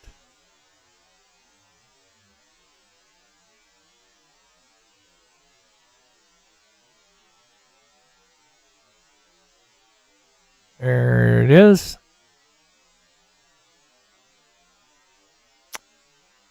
And that all lines up with the vehicle leaving.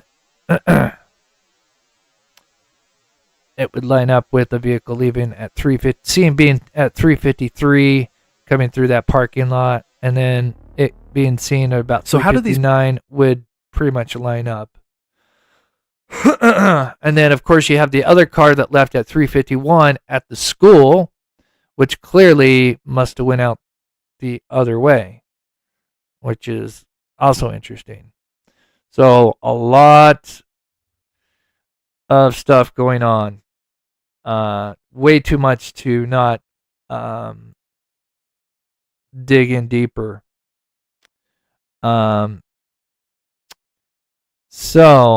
And yeah, that's the thing I was looking for. That kind of connects, kind of shows you, the 3 a.m. lights, which is somewhere about 3:10 to 3:20-ish. And then you got the cemetery at 3:40, and then at 3:47 to all the way to 3:59, you got activity not only at the cemetery, at school. I mean, what are the odds? And then you add in the dog that picked up, the scent dog that went towards the retention pond right here. I mean, that is a lot of pieces. That'd be a huge coincidence for all those. All right. The other disturbing thing to note is the fact that at least one person was buried at this cemetery around this hedge. I also know that many have discovered.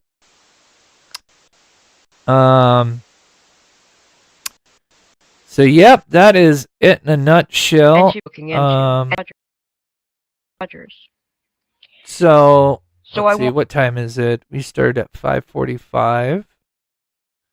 I know a lot of people are fascinated with where the van's been in the past year. And BMW in hindsight have been doing an amazing job looking it up. And they show you how easy it is to find some of this stuff. I don't know if it was cut, but there is. I've shown you guys a picture of it, and it was probably in this live somewhere. There is somebody showed here. Actually, let me go to Street View real quick here, and then we'll get over to them. Google Maps.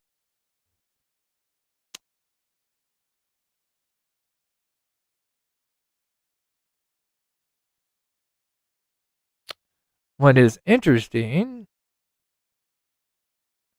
and we've had people go out there and look, is there is, and there's been times where people have seen this thing open, but other times it's technically supposed to be locked. At one point it was like, I think, a chain with just a key, and now I think it's changed to maybe like a keypad lock where you put in a number, I believe.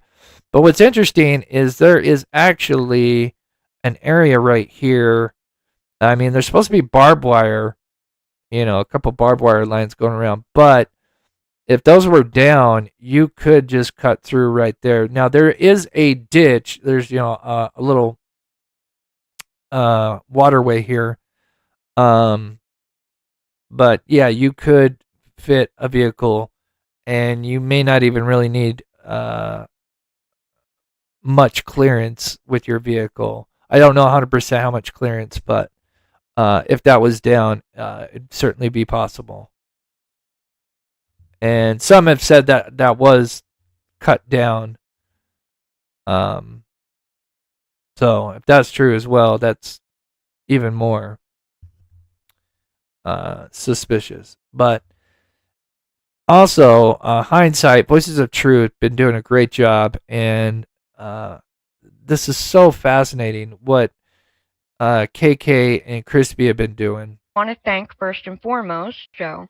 We had talked about what it actually was between finding information through a background check and through populated database records. And we're not going to go ahead and read all of this again, and please, you can go ahead and read this whole statement. But basically, it says temporary addresses, things like sublets, staying with family friends, short-term rentals, if you've had... Oh, and I missed this. I'm sorry. Karen, thank you so much for the PayPal. God bless you. Had Amazon deliveries or magazine subscriptions to places that you've stayed at for brief periods of time. So I'm going to play just a little bit of this, and you can go and check out this live. They break down basically how to get records, right? Because they had pulled records for the van, which I don't know if you guys remember, but Katie's van, when Sebastian went missing, did not have a Brinks logo on it, right? But now, last year, 2025, it did. It got a van, what they call a van wrap, a logo, which is very interesting. In hindsight, BMW, please correct me if I get any of this information wrong. But this van has been in some very interesting places, such as California, Maryland. And this is a snapshot of Katie. And if you go forward, you would be able to see both of those addresses for the states that we showed in California and in Kansas. And so they basically explain how you can get a Carfax, because apparently people, instead of just contributing to the problem at hand, they just want to be a problem, right? And try to tear people down. Just, of course, doesn't shock me because I've been doing this for quite a while now. It was clearly January 2025 to August of 2025. This is not saying, again, that Katie lived physically at this address. This is saying from the populated time frame, it picked up her name at this address during that time frame. Again, let's go back and say, hypothetically, that Katie had lived there 10. Ladies, I notice it says July 2025 to Jan. Is that reversed? Is that supposed to be reversed? Or is that supposed to be a different month? I don't know if you can correct that in chat. I just noticed that. I don't know. Maybe that's supposed to be 2026. Years ago. I know that's probably not your And let's guys' say fault. from January to August, a magazine subscription that Katie might have had during that time frame 10 years ago. Let's say that company started sending out resubscription notices that if she wanted to rejoin. That populated address picked it up that she was receiving maybe mail during that time frame. Mm-hmm. Again, it does not mean that Katie lived there at January 2025 to August of 2025. This is an aggregated, populated address that picked it up during that period of time. Which is interesting. So there is some very fascinating stuff here, and I'm just going to play a little bit of it, but here's this part. Or possibly security of investigation measures for the case. That is very possible. However, again, according to public record, Katie still works for Brinks. Regarding her connection to Brinks Home, a major home security company, formerly known as Brinks Home Security, she is listed on LinkedIn as an employee at Brinks Home, based in the Gallatin, Tennessee area. Now, am I wrong? Didn't she say she's not working for them anymore, and that in one of those interviews back in the day, and was going to school? Am I wrong? Correct me in chat. I swear, there's so many interviews, obviously, but I just thought I'd mention that. Maybe I'm wrong.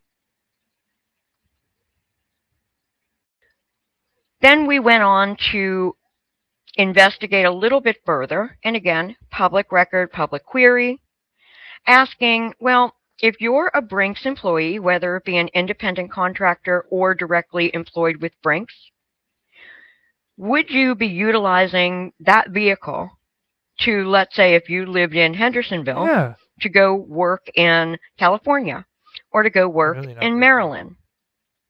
And the answer we got was within a designated service area, often covering a metro region like Greater Nashville, including Hendersonville, Gallatin, Nashville, and surrounding suburbs. Daily travel could range from 20 to 100 miles round trip, depending on scheduled appointments, common for field tech roles and home services.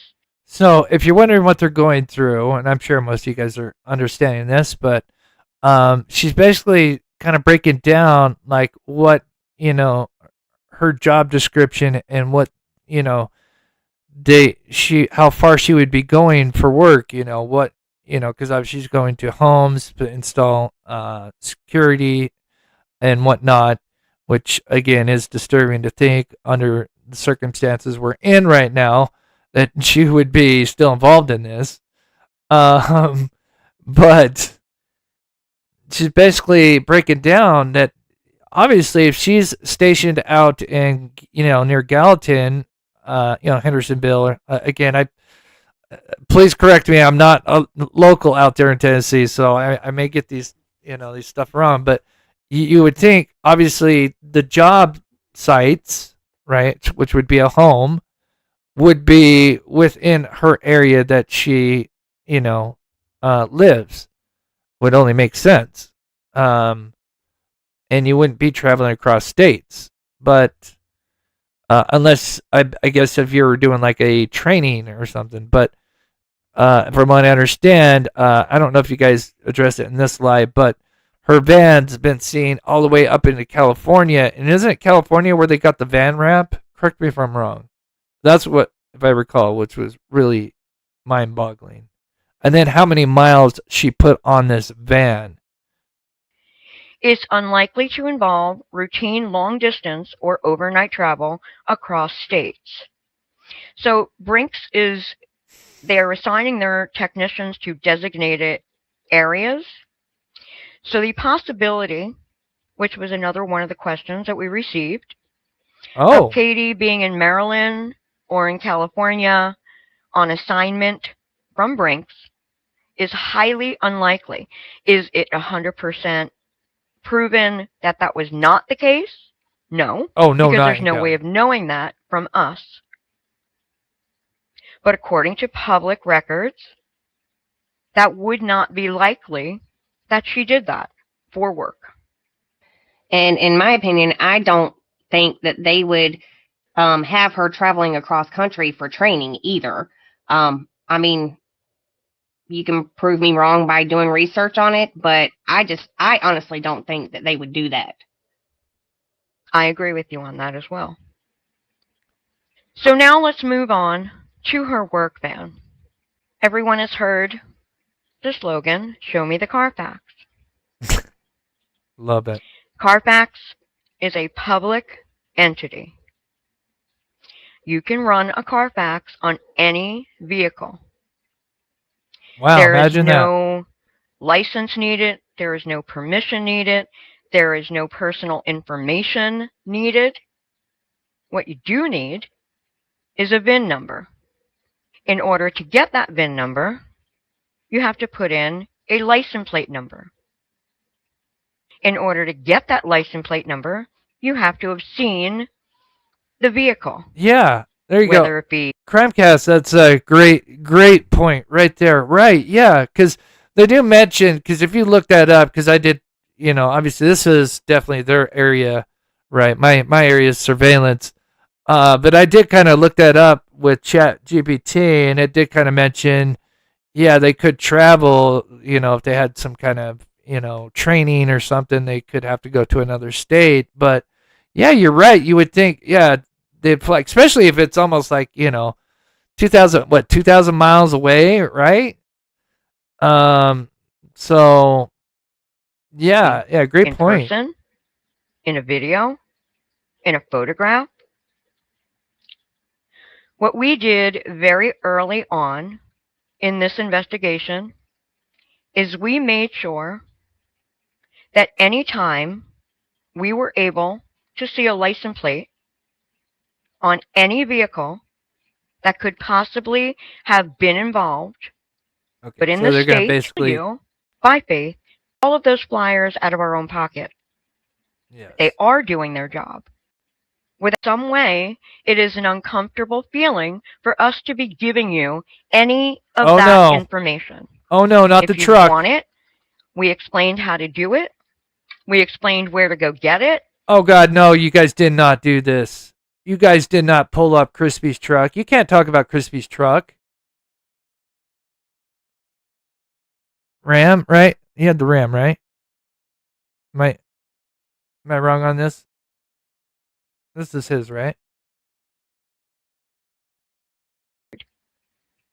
Nobody is doing anything outside of the whole realm of what is permitted to do. So in looking at Katie's work van, and we have taken out the... Oh, it is the van. I'm sorry. Oh, it is a Ram. I feel so stupid. When I saw Ram, when I hear Ram, I think truck. I'm so sorry. Because, yeah, it's a Ford. I'm sorry, guys. My bad. I'm only human. I make mistakes. At first, when I saw that, I thought the truck. the VIN number. My bad. Because we feel I guess that commercial vehicle right there would have told me everything. in all fairness, that by us providing that VIN number, even though it is public record, in some way, it is an uncomfortable feeling for us to be giving you any of that information. If you'd want it, we explained how to do it. We explained where to go get it. And we explained where you can purchase this information yourself. So there's some of that. Let's see what else. I know they got, and I don't want to play everything. You guys can go check out their latest live show, which is they have such great information. 20th that we will see. This is what's interesting is the miles that they put on it. I think they talk a little bit more about it in their previous show, like the destinations, which is just wild. where this van has been 2025 in the past year? Was 44,163 miles.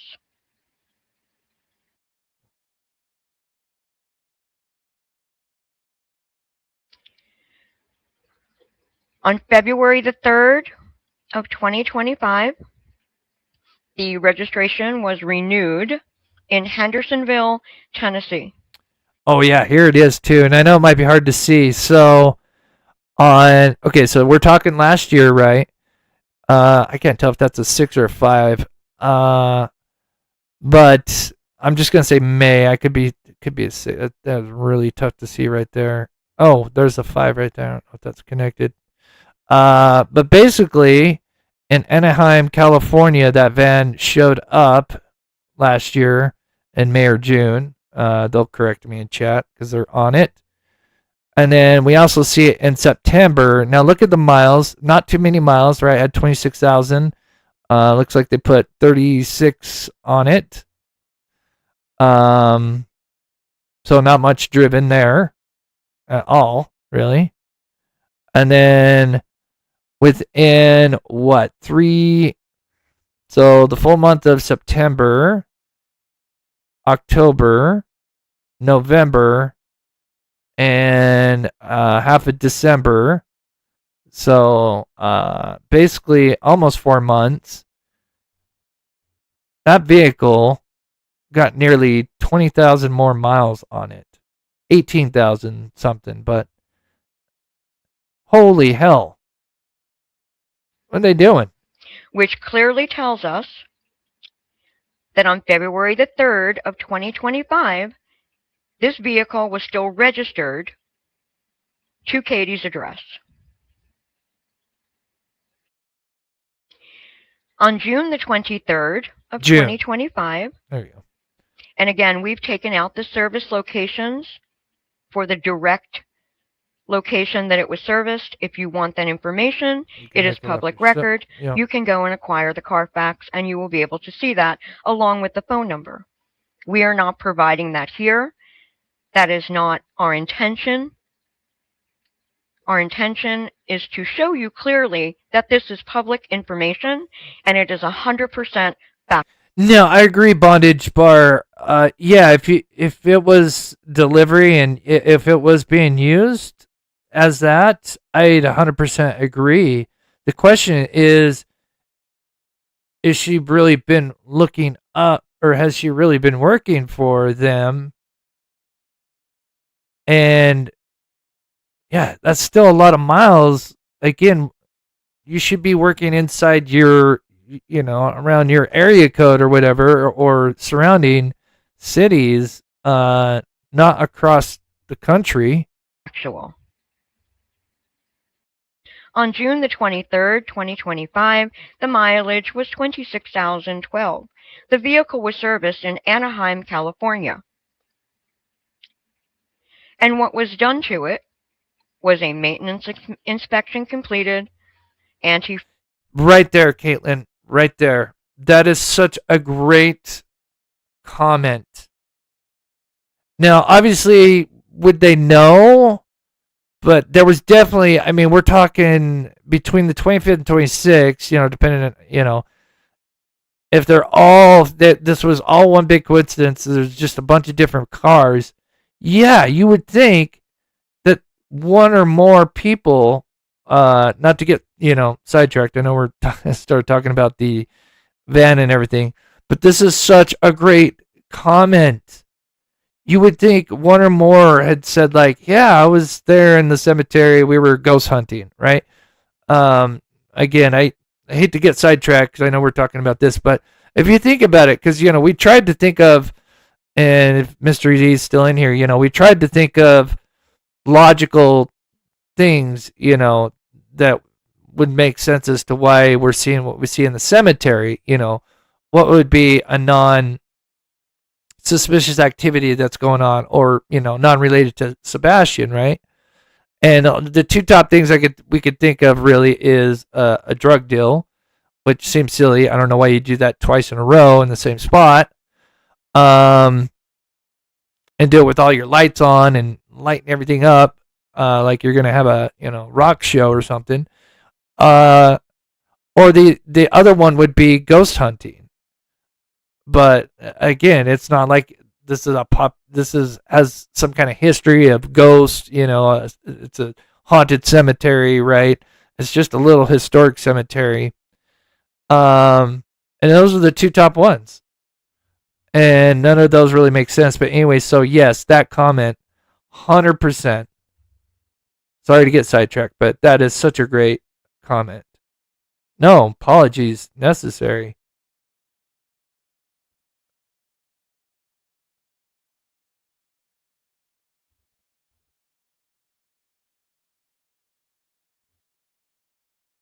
Yeah, please get them out of here. This is ridiculous.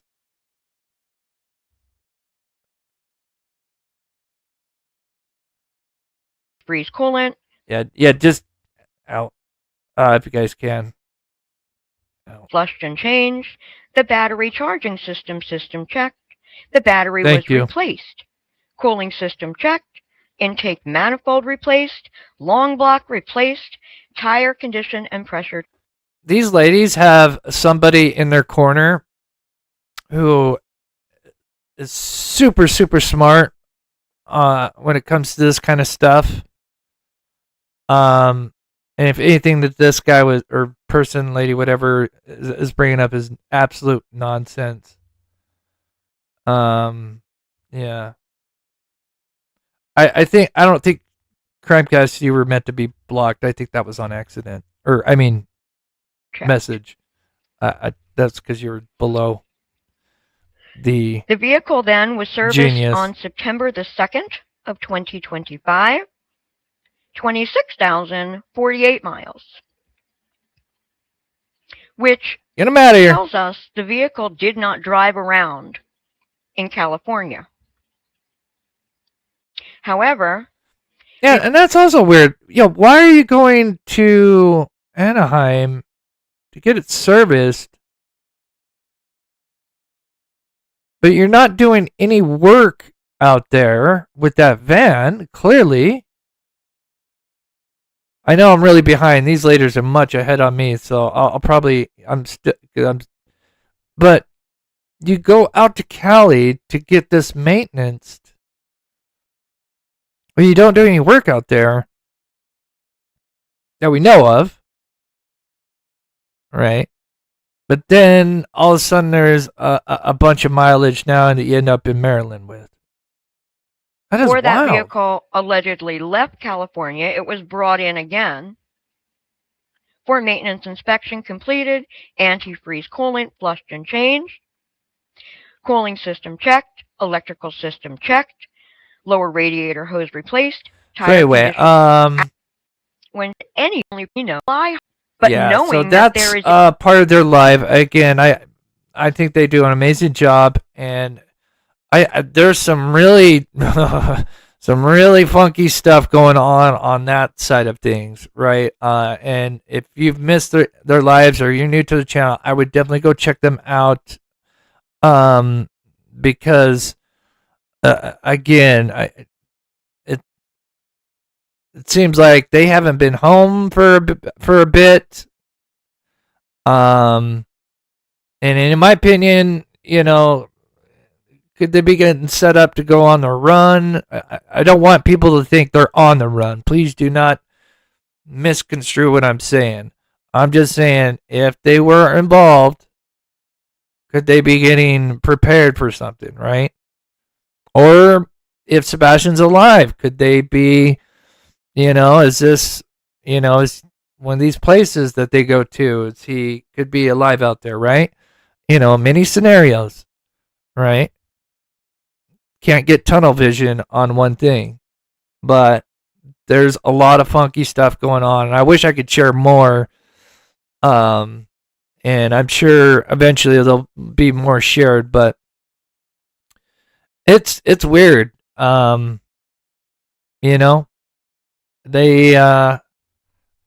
doesn't seem like they've been home much.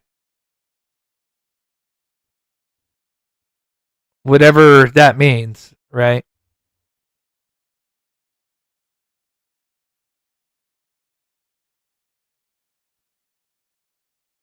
bondage bar. They are doing quarterly inspections. Quarterly.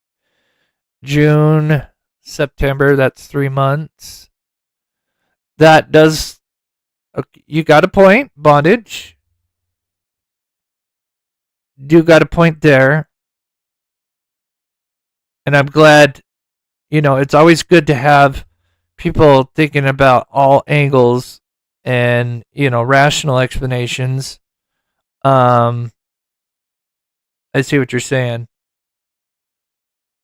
But yeah, still there's a lot more again that I believe I know. Again, I don't know everything.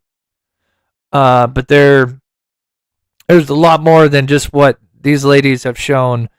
That is really just odd, in my opinion. That's going on. And yeah.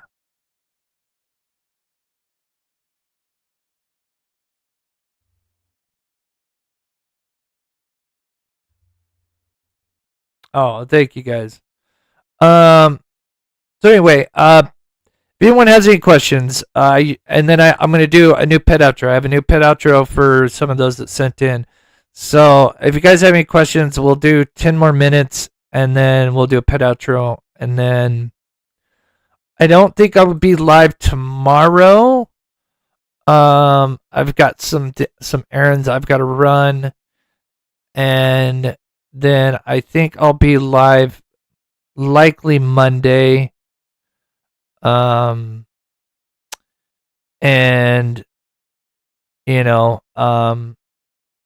yeah. Again, I know everybody's waiting for, the big thing to happen and stuff. And like I said, we have to get people together, and whatnot as far as the search goes. And, and that's going to take, about a week or two. So please be patient. But that's all in the works. And believe me, one day, I'll go live in the next couple weeks, and we'll have some major news. And again, it'll only be the beginning. So.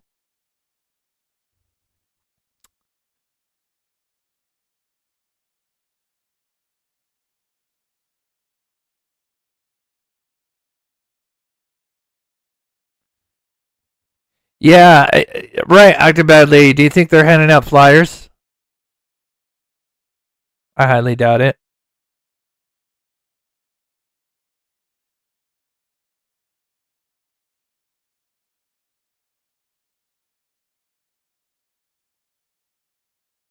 Yeah, we've been seeing Crispy drive her car as well. His truck has been also kind of, I don't want to say out of commission as it's not running, but the truck has been kind of, I don't know if the ladies can share what they know about the truck, but yeah, it's kind of weird.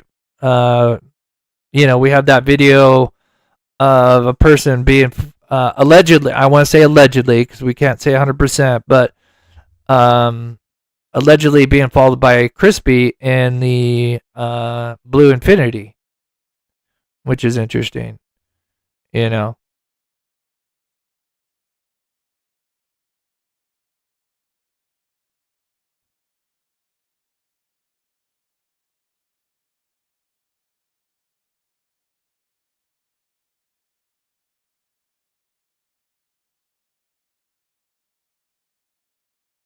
Do we think we'll ever solve this case?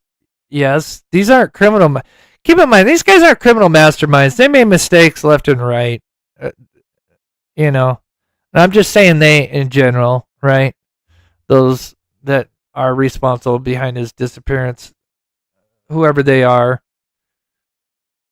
they're not career criminals. There's security cameras everywhere. And again, just imagine like just what I've found, right? With this footage. Law enforcement has had it. It's certainly plausible that they could redeem themselves. I know a lot of people, including myself, have almost zero faith in Sumner County, but you never know. They could redeem themselves, but they've had this footage, right? And again, some of this stuff goes on the 25th, so maybe they never looked on the 25th. They looked on the 26th in the morning when he went missing. So there could be all this footage on the 25th that I brought up. Now they could go back at the church, the schools, right? Because there's clearly cars at the school and cemetery. Go through that and start identifying vehicles and or persons. And then that leads to one thing to another, and then it's just a domino effect, right? So many scenarios to go from there. So, but yeah, they clearly there's again, they may think they're smart and they may think they've outsmarted the system, but the timer's running. And it may run out faster than they think. I hope, again, I hope those, new motorcycles they bought after Sebastian went missing, I hope they got good use out of them. Not saying they were involved, but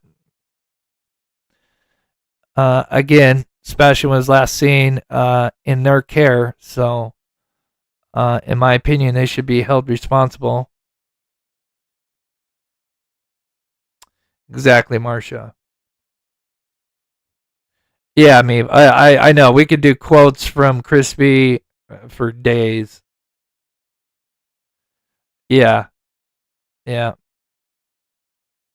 yeah. And then in this day and age, right, with everybody having phones, Ring cameras, so it's not just it's not just businesses that have cameras now. It's just about every other home has surveillance. So the odds, of these criminals, getting away with this kind of stuff is just gonna, the odds are against them. And again, it's a community coming together, doing what we just did right there. And we killed it in 30 minutes and less. Less than an hour. We went well over our goal, which is amazing. Which is absolutely amazing. I can't get specific, Jazz, but I can promise you, and I'm glad you kind of brought this up, to anybody that's, thinking about going out there, I wouldn't do that. There's eyes everywhere. Law enforcement knows. The church knows. Obviously, I'm not authority. You're all adults, but I would just wait until the proper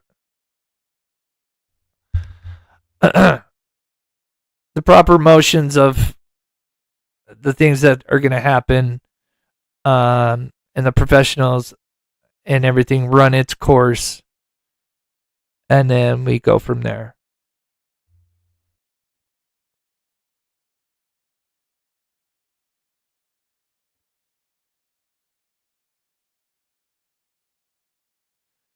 Yeah, I appreciate that, Chicky. Believe me, and I know what you're saying. And I promise you, this is only like, if you had different phases. This is only phase 2. Really, this is kind of phase 1. We've planned so far ahead with all the different scenarios and what we're gonna do next. So, and believe me, this will probably start catching the news as well. And yeah, it's going to get the attention that Sebastian deserves. Now, you would think that, Katie would be supportive of that. You would think. I certainly haven't gotten any thank yous, but anyway. But I love the t-shirt idea before we finish up. It's going to be amazing. Again, if you want to go check out the video for Voices of Truth, especially if you haven't seen the last two, I would watch the other one first and then their recent one next. But they're both amazing. Very interesting stuff about, where the van's been. Very fascinating stuff. And then, of course, huge shout out to Silvers because of the work he's done.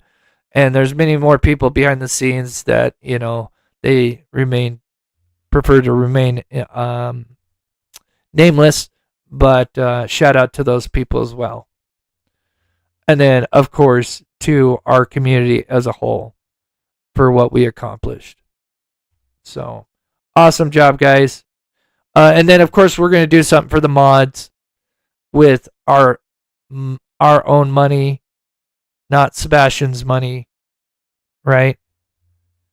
So we will do that as well. Oh, I love it. I love it.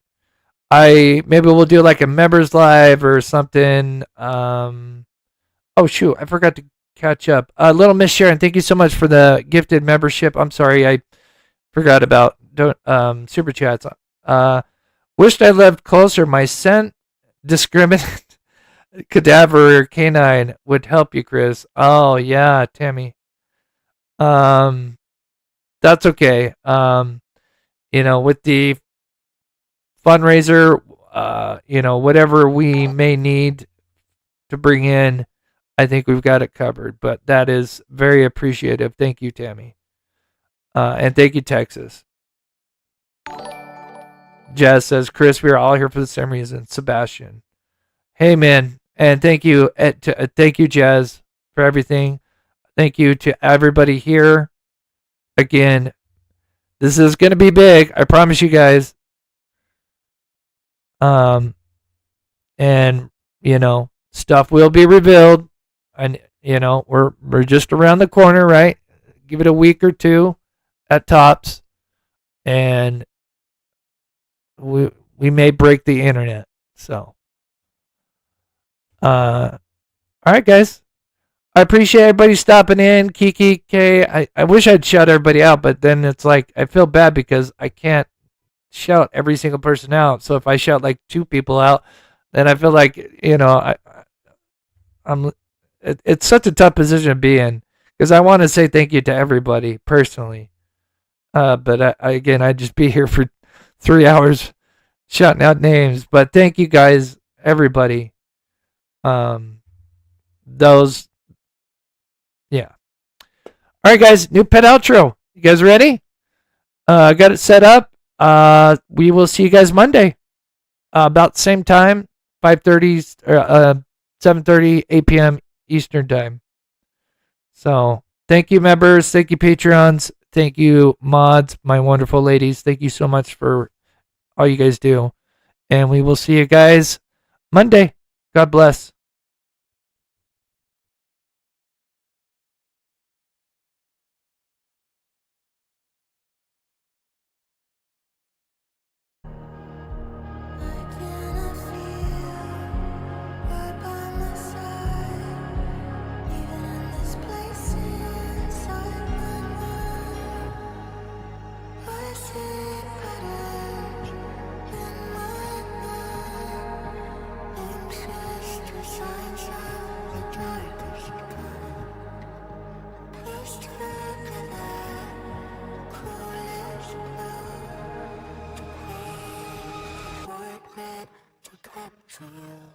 Call the sleepers from your